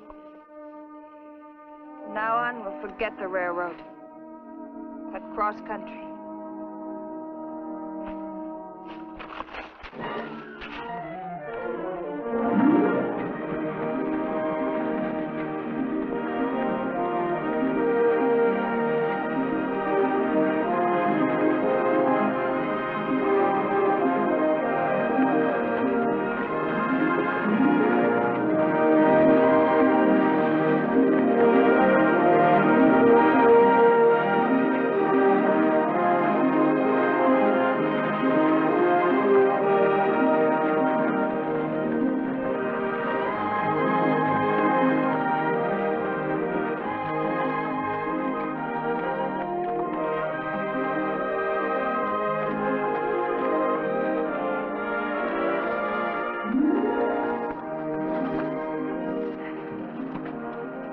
I'll leave you here, lady, while I do some reconnoitering.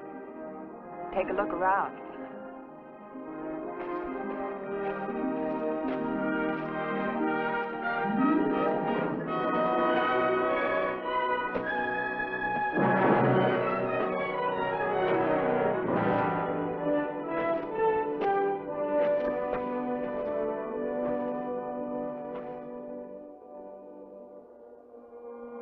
We're lost, all right. Middle of nowhere.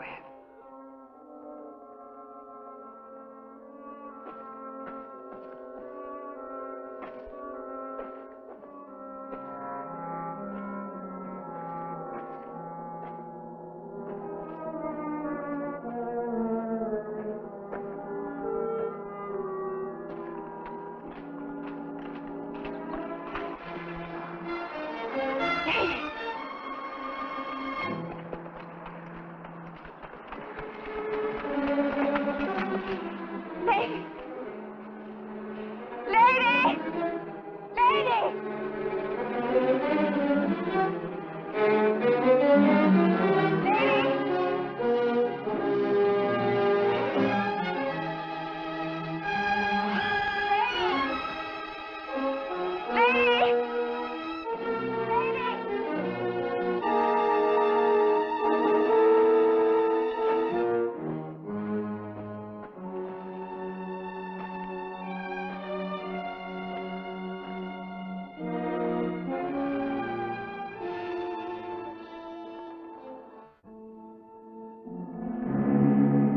No horse, no pack, no water. Just a pair of diamond cufflinks and my gun.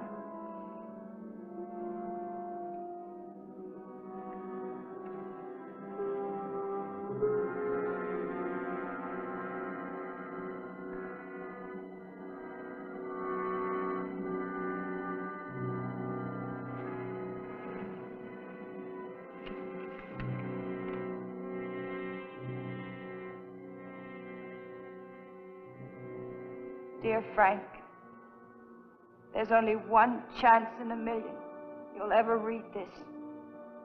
You were right, Frank. It was a fool thing for me to try to make the ride alone. Now the worst has happened. I've lost Lady, and I can't go any farther.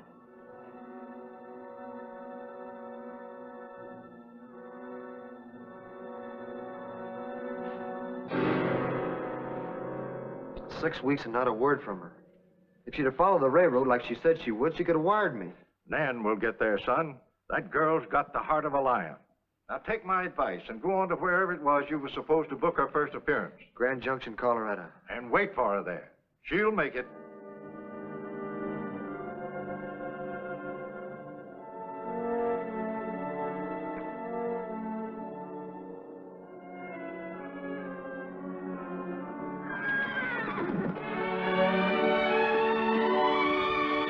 Oh, lady! Lady! Oh, lady. Lady, I thought you'd left me.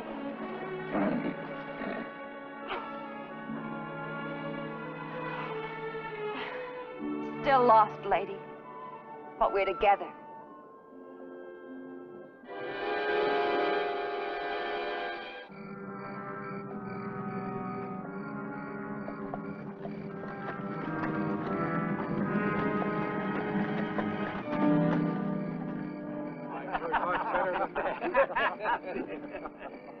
Hey, look. It's a woman.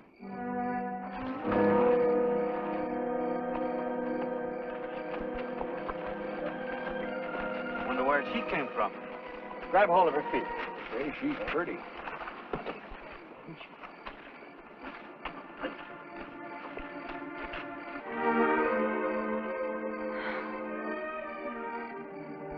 She's coming to now. Where are we? Construction camp of the Western Pacific, near the Utah line. Where you bound for, miss? New York. New York? Thanks for your help. You're welcome. Good luck.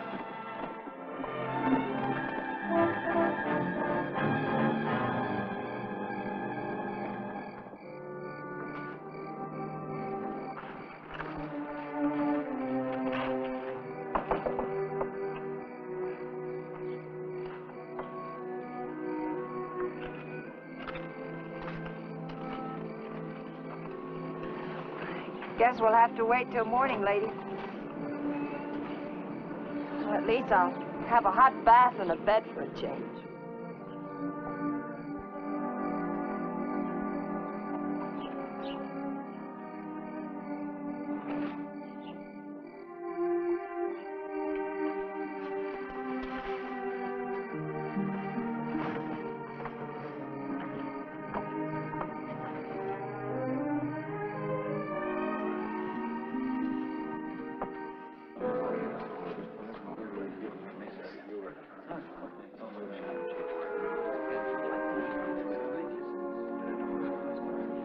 I'd like to have a room. Sorry, miss. There ain't an empty bed in the house. Any objection to my sleeping in the barn? Not if you don't mind. Thanks.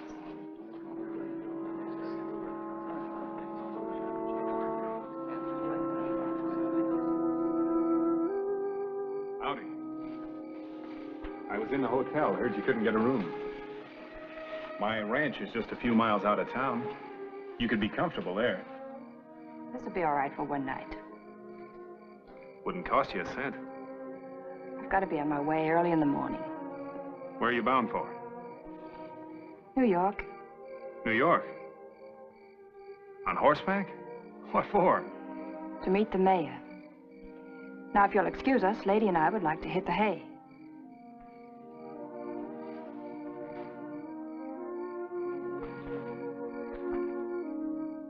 You know, I took a shine to you the minute I saw you. I said to myself, there's the gal for me.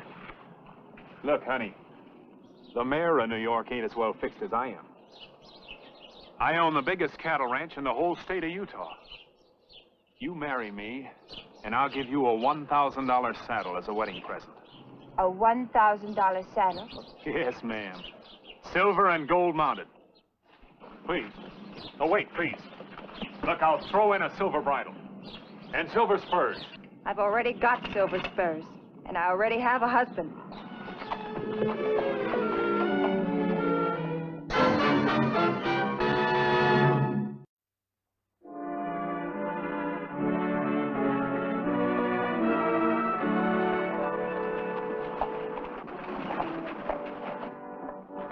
Bless you, Frank.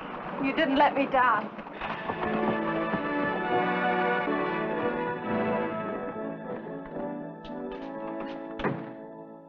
I'm really proud of you, Nan. It was the best performance you've ever given in your life. You know why, don't you? Because I'm happy. We've made up. Oh, Frank, don't let's ever have another quarrel. It nearly killed me, too. You're gonna finish the ride, I suppose. The worst is over. Sierra, 2 deserts. Well, I wasn't thinking of just the mountains and deserts. Frank, the men I've met have all been the soul of chivalry. All right, sweetheart. I'll meet you in Omaha.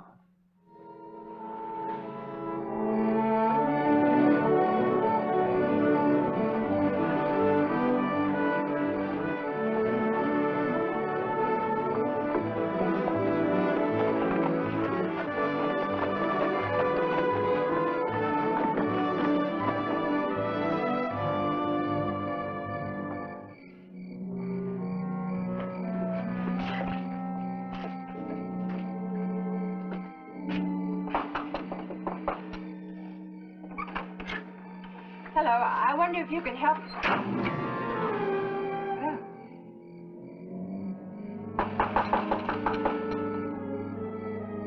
Hello? Hello? What do you know about that?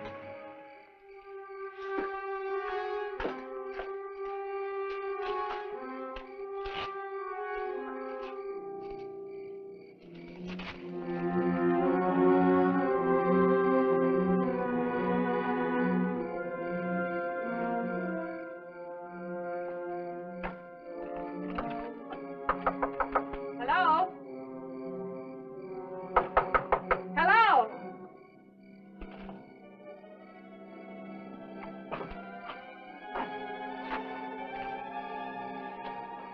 What's the matter with them, lady? They think I'm a bandit? Got smallpox? All right. We'll give them the old Western distress signal.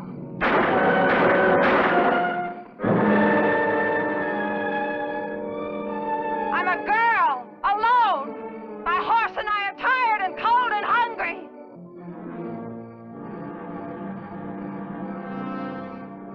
That makes me mad. I feel like shooting up the whole town. Golly, I will shoot it up. They won't forget Two-Gun Nan.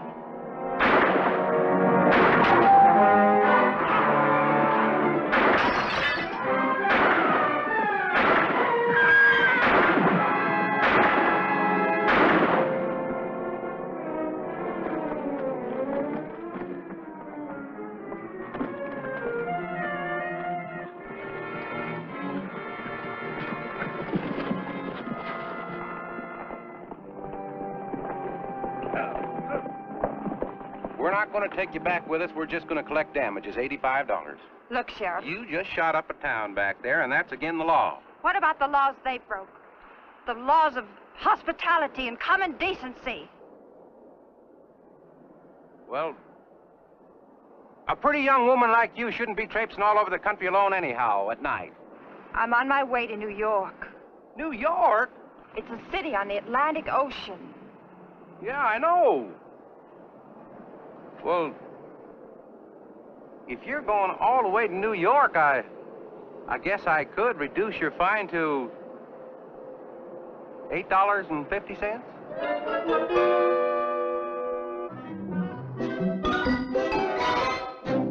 Halfway across the continent. From here on, it ought to be pretty easy going. There's good roads and civilized country. Sounds terribly dull. Just clocking off the miles. Well, there's 1,500 of them right to the steps of the New York City Hall. And you'll be there. No, honey, I won't. Frank. And that'll be your big day. Nobody's going to steal any of the glory. You wouldn't. I remember when you started this whole thing, huh? You said the thing that would make it great was to do it alone. You were right. Now you ride Lady right down Broadway and take all the bows. Believe me, sweetheart, you've earned them. Here. Diamond horseshoe. For good luck, huh?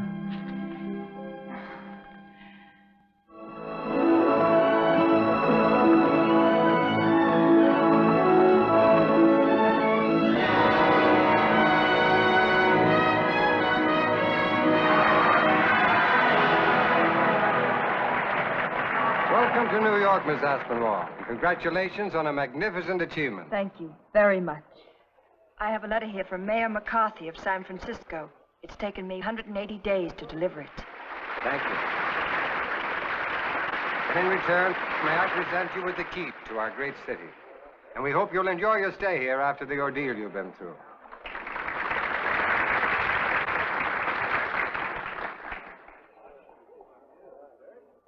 The trip which you have just completed breaks all records for both men and women. On behalf of the Police Gazette, I have the honor of presenting you with this diamond medal as the champion long-distance rider of the world.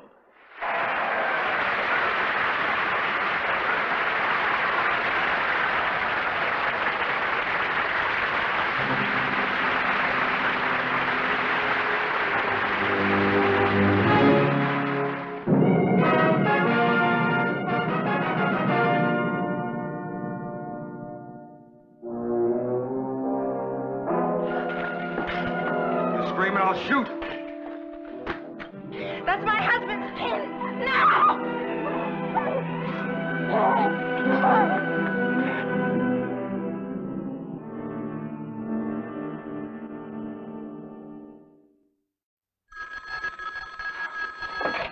Hello? Frank? Oh, Frank, I'm so glad to hear your voice. I wish you were here, darling, to protect me. Yes, protect. This is no place for a girl alone. I was held up and robbed right here in my own hotel. No, I wasn't hurt. And they recovered my jewelry. The New York police are wonderful. They have to be. Darling, I'm taking the next train west. From now on, we're working together as a team forever. And that's our story. Now I have a surprise for you. The real two-gun Nan, who appeared with Buffalo Bill's famous Wild West show some 50 years ago. She's retired now and living up north somewhere. Oh, by the way, where do you live, Nan? In the Mojave Desert. I understand that none of your neighbors know your real-life history. Why all the secrecy? Well, I wanted to get out of the limelight. In our day, the crowds chased Frank and me just as they do poor Elvis Presley nowadays. After this interview, they'll be following you again, especially in your hometown. Not a chance. I'm going to move right away. Guns and all? I don't have any guns. For 30 years, I haven't had any. Well, in that case, I'll loan you one. Or have you forgotten how to shoot? No, indeed. My eyesight is as good now or better than it was 30 years ago. Well, I'll bet you it isn't. I'll bet you it is. Put your pipe in your mouth and I'll prove it. Oh, no. Now, wait a minute. That bet's off. What's the matter? Are you afraid? No, just cautious. Now, seriously, Nan, would you mind showing us one of your trick shots? Certainly. The mirror shot? Yes, indeed. Well, here's a gun all ready, and here's the mirror. Now, would you please step up to the window there? Now, you see, I knew you were coming. So I put a tin can on that rock there. Do you see it? Yes. I'd just like to see you knock that off. I'll do my best. All right, go ahead.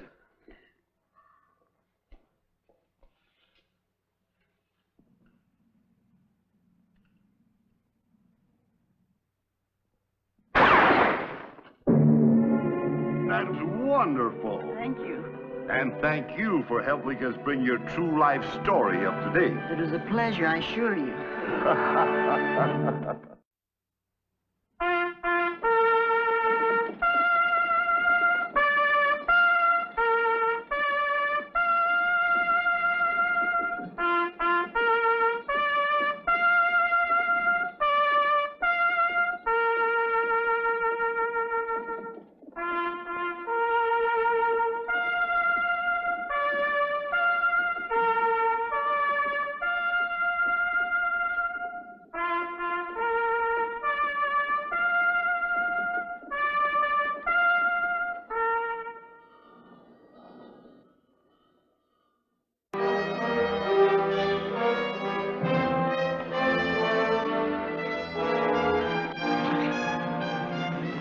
Jim, you sure we're doing the right thing buying this stuff here?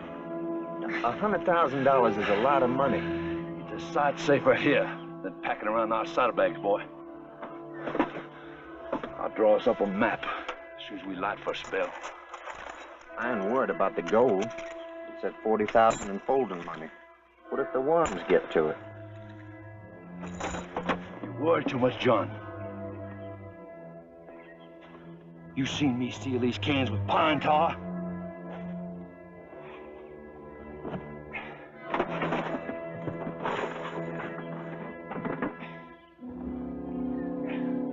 Nobody's gonna touch this loot but you and me, you hear?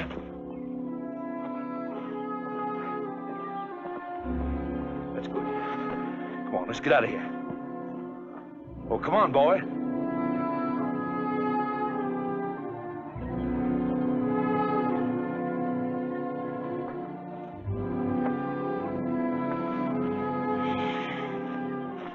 Couple hours of hard riding ought to put us on a South Fork road.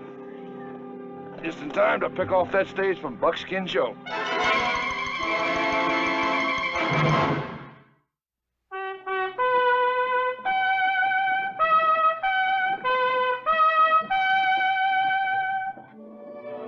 Death Valley Days. Howdy, folks. I'm the Old Ranger. Between the years 1862 and 1864, two escaped convicts, Jim and John Reynolds, became the most wanted and the most feared killers in the history of Colorado Territory, committing robberies that netted them nearly $100,000. Now, 15 cents seems like a very insignificant sum when mentioned in the same breath with $100,000. Yet 15 cents played a significant role in determining the fate of the Reynolds brothers and the treasure of Elk Creek Canyon.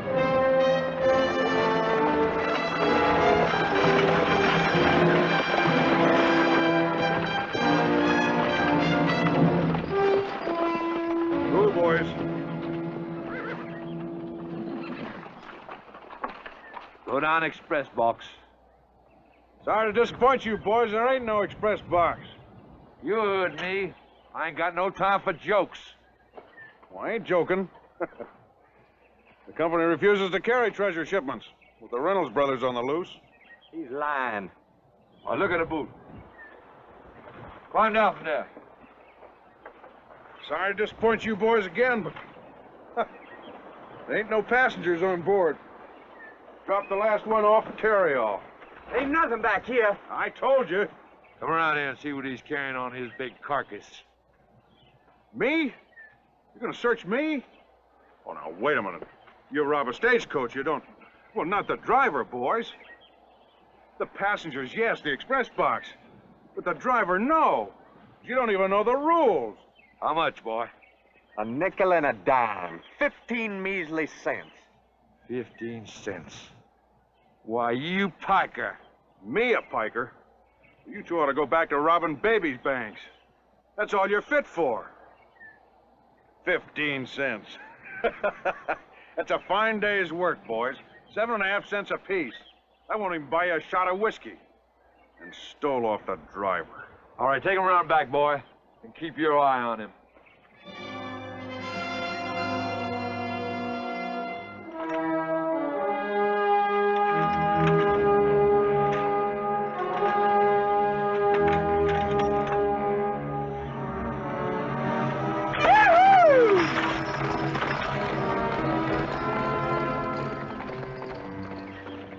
All right, my friend. You ain't driving, you're walking. Come on, boy. Let me finish off the job first. The stage. We ain't got time. It'll only take a minute.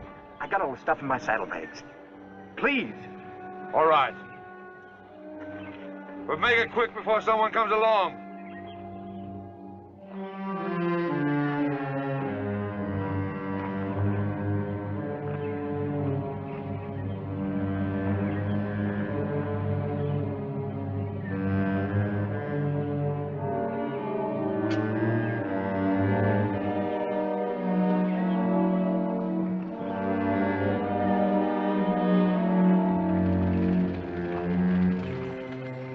Now you tell your bosses that they better start hauling express boxes again. Or next time they're gonna lose horses, coach, and driver. You hear? Come on, boy.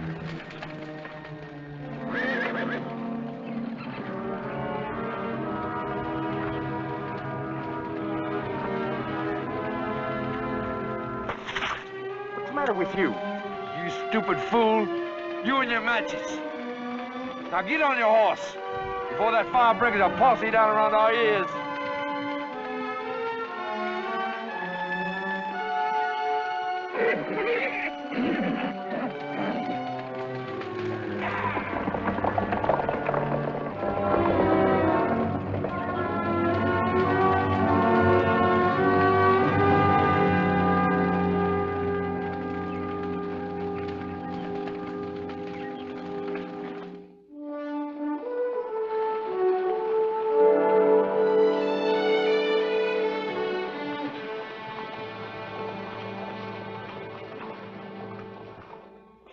Bill? Abe Williamson. Good to see you. Pull up a chair. Come to get yourself another stagecoach? Oh, you heard. Pony Rider brought the news. It was the Reynolds brothers held you up. Had all the earmarks. Southern accent and all. Bill, I've come in to give notice. You what? Abe, not on account of what happened. That's right. Nobody blames you for losing the stage. We're all just glad you got off. But I didn't. They cleaned me, robbed me of my last cent. Well, how much were you carrying? 15 cents. I mean it. I'm going after them fellas and collect that money personal. Well, while you're at it, collect the $35,000 they owe Central Overland. I'll try. You're not serious. You don't really aim to go after these men. It's the only way I'll ever get my 15 cents back. But these hombres are dangerous. They've already killed 7 men that we know about. I'd like to get going as soon as possible, before their trail gets any colder. All right. I'll make out your pay voucher. Bill, believe me, it's not the 15 cents, it's just that... Well, we've got a code between us stage drivers, and they violated it. Here. Then go over to the stable, tell Joe to give you a horse and saddle. Thanks, Bill. Abe, what makes you think that you can trail these men single-handed when the law has failed for the past 2 years? I once scouted under a man named Kit Carson. Before a fella could pick up his pay, he had to cold trail a small-sized sand flea across an acre of flat rock during a tornado at midnight. I didn't forget much of what that old man taught me. I'll fetch them outlaws. Good luck.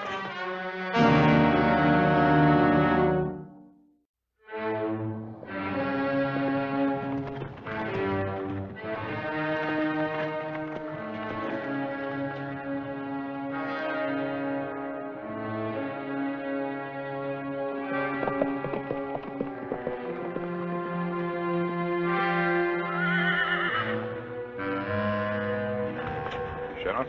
Hi, Abe. You hurt bad? I'll be all right. I just got some water. Sure.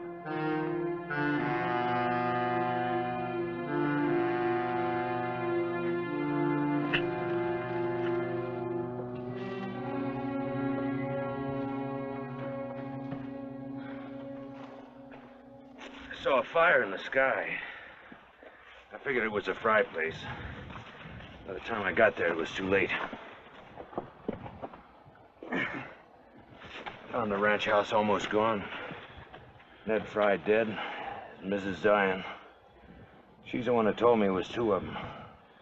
Must have been the same 2 that bushwhacked me while I was talking to her. She said they thought that Ned had a big sum of money hid away somewhere. Gave him all he had. And how much it was? $21. And they killed Ned Fry and his wife for $21. And then they burned the place out of spite. I think these 2 would have burned the place if they'd gotten $21,000. What makes you say that? Oh, fire's a thing with some people. It's a craze with them. I've seen it happen before. I'll bet you these 2 are the same that held me up on the Buckskin Joe stage. Got any idea? The Reynolds brothers. As soon as the doc takes care of this shoulder of mine, I'll form a posse. I'll deputize you 2 if you want. Can't wait that long. I'm going after him now. Now, hold on, Abe. I'm sheriff of this county. You're a stage driver. Not anymore, I'm not. I quit to trail these outlaws. I get back what they stole from me. Which way were they heading from the Fry Ranch? Well, tell me. You ain't even wearing a gun. Sheriff, I've never owned one. Never had need for it. Here. No, thanks. I figure my chances are better going unarmed. Chances of what, Abe? Getting yourself killed? Collecting off of them what they stole off of me. Look, if these are the Reynolds boys, they got $100,000 cached away someplace that they stole off of big outfits. Now, we want to locate that money. Now, if you catch up to them, don't you tangle with them. You just trail them. Maybe they'll lead you to it. All right. Now, which way were they heading? Southwest. Thanks. Wanted to ask you. How much of a stake you got in this? What'd they take you for? Everything I had. 15 cents.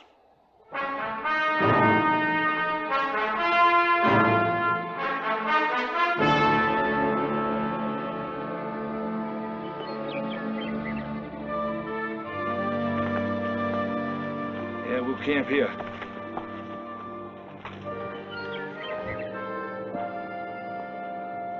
I thought you said we was gonna be home tonight. Home? That's a good one, boy. Oh, Jim, I don't want to. Now, you listen to me.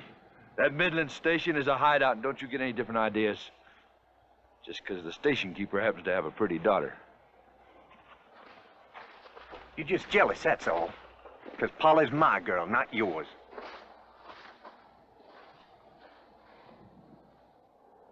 Paulie Summers don't give a hoot for you, boy.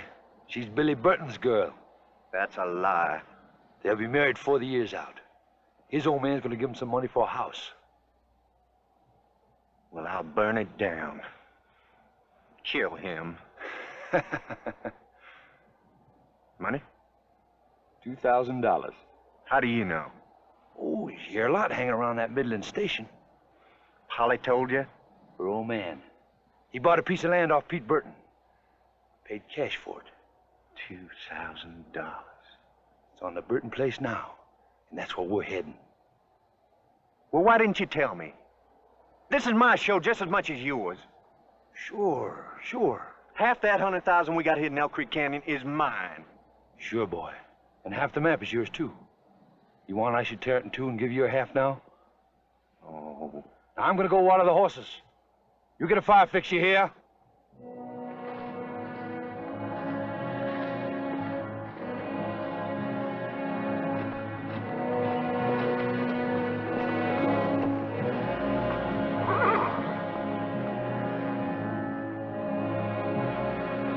Come on, boy.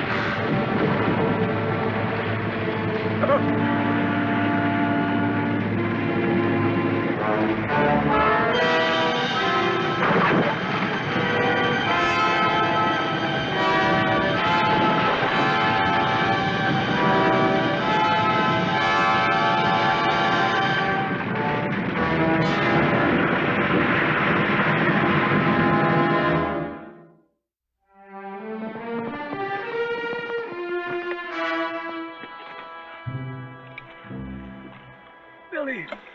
I saw the place burning, and I didn't know whose place it was. Burton Ranch. Been beat up pretty bad. They kept beating me up. Then one of them said if I didn't turn over the 2,000, they'd burn the place down. So I gave it to them.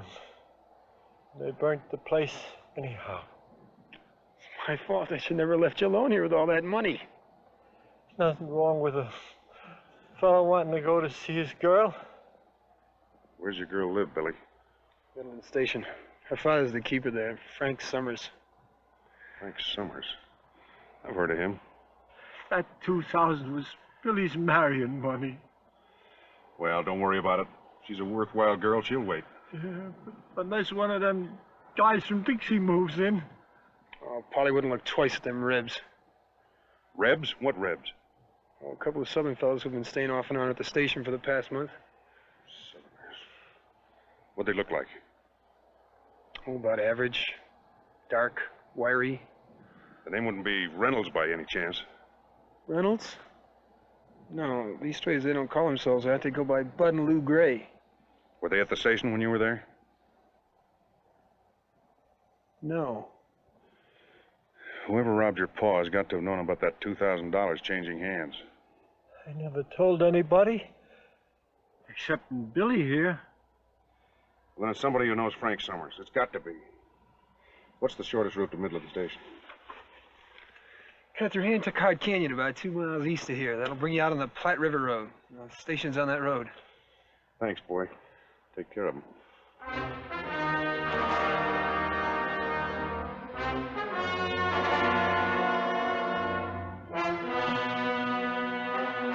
Billy.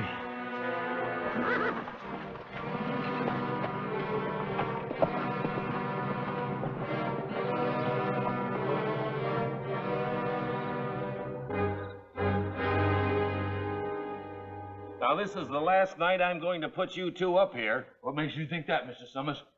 Well, I need the bunks for stage passengers. You got any transfers looking for accommodations? You tell them you're all filled up with permanent guests, you hear? Suits our convenience to stay on here. And Polly likes us even if you don't. Get your hands off my daughter.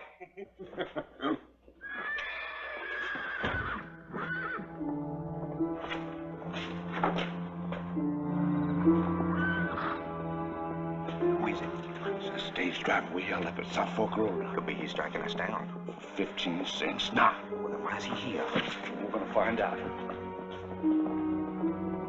Now, you listen here. If that stranger asks any questions, we've been here all along, you hear? If you tell him anything different, I'm gonna kill you. And that goes for you too, honey.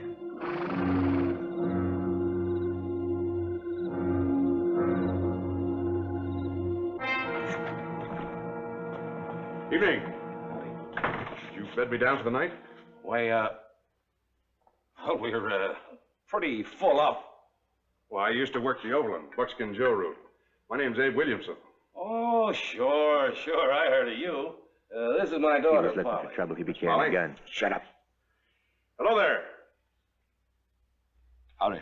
Abe Williamson. Used to drive for our line, North-South run. Used to? Well, that is until I had the misfortune of losing a little thing like a stagecoach. You lost it. How? Burned up by road agents. Cost me my job. Oh, well, it wasn't your fault.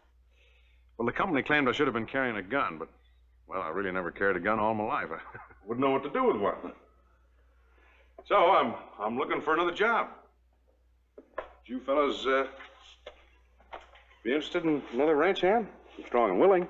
We ain't ranchers. Can I get you something to eat? Oh, thank you. Yes, since you're serving the other late arrivals. We didn't just arrive.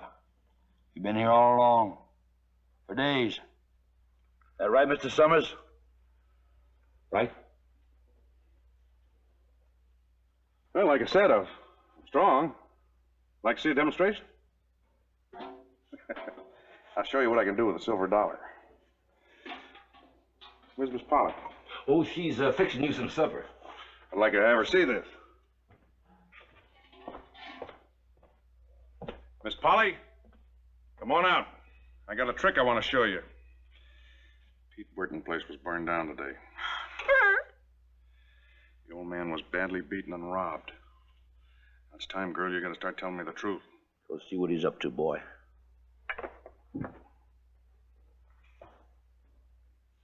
They've been here all day? No. That's all right for an old man to flirt with the cook a little, isn't it? Yeah, well, Miss Polly says she hasn't got time to see the trick. Come on, I'll show the rest of you.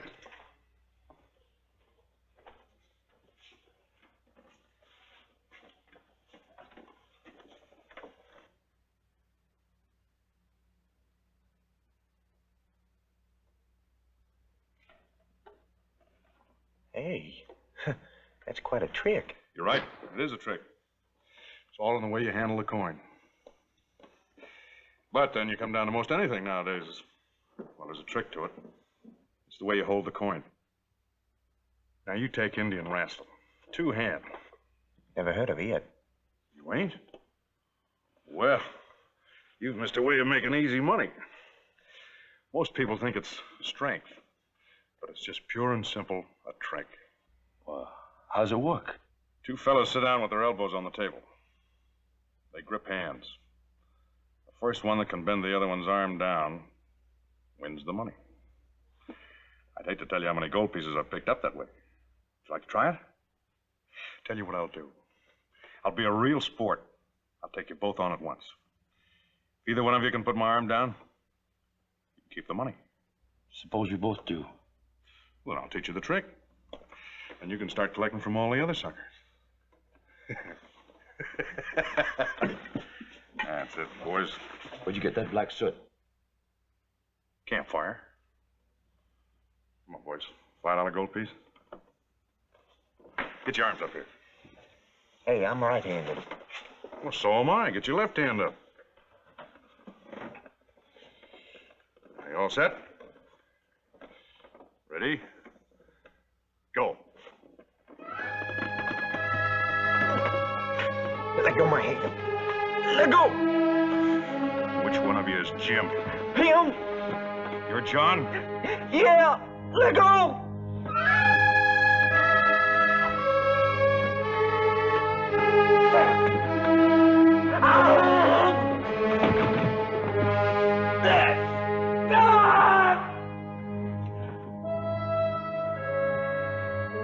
Well, Mr. Summers, looks like you've lost a couple of your star boarders.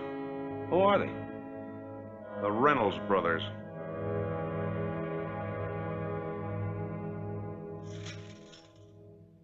They had Pete Burton's 2000 with them. Oh, they also had this map I found on them. The star marks the spot where the treasure's hid. Elk Creek Canyon. You got a share of this coming to you, Abe, as a reward money. All I aim to collect is 15 cents. This is the original Reynolds Brothers map. Today it's part of a private collection. But when a search party followed it to the spot with the star, they found the area had been destroyed by a forest fire, which had completely obliterated all landmarks. And to this day, no one has been successful in uncovering the $100,000 treasure of Elk Creek Canyon.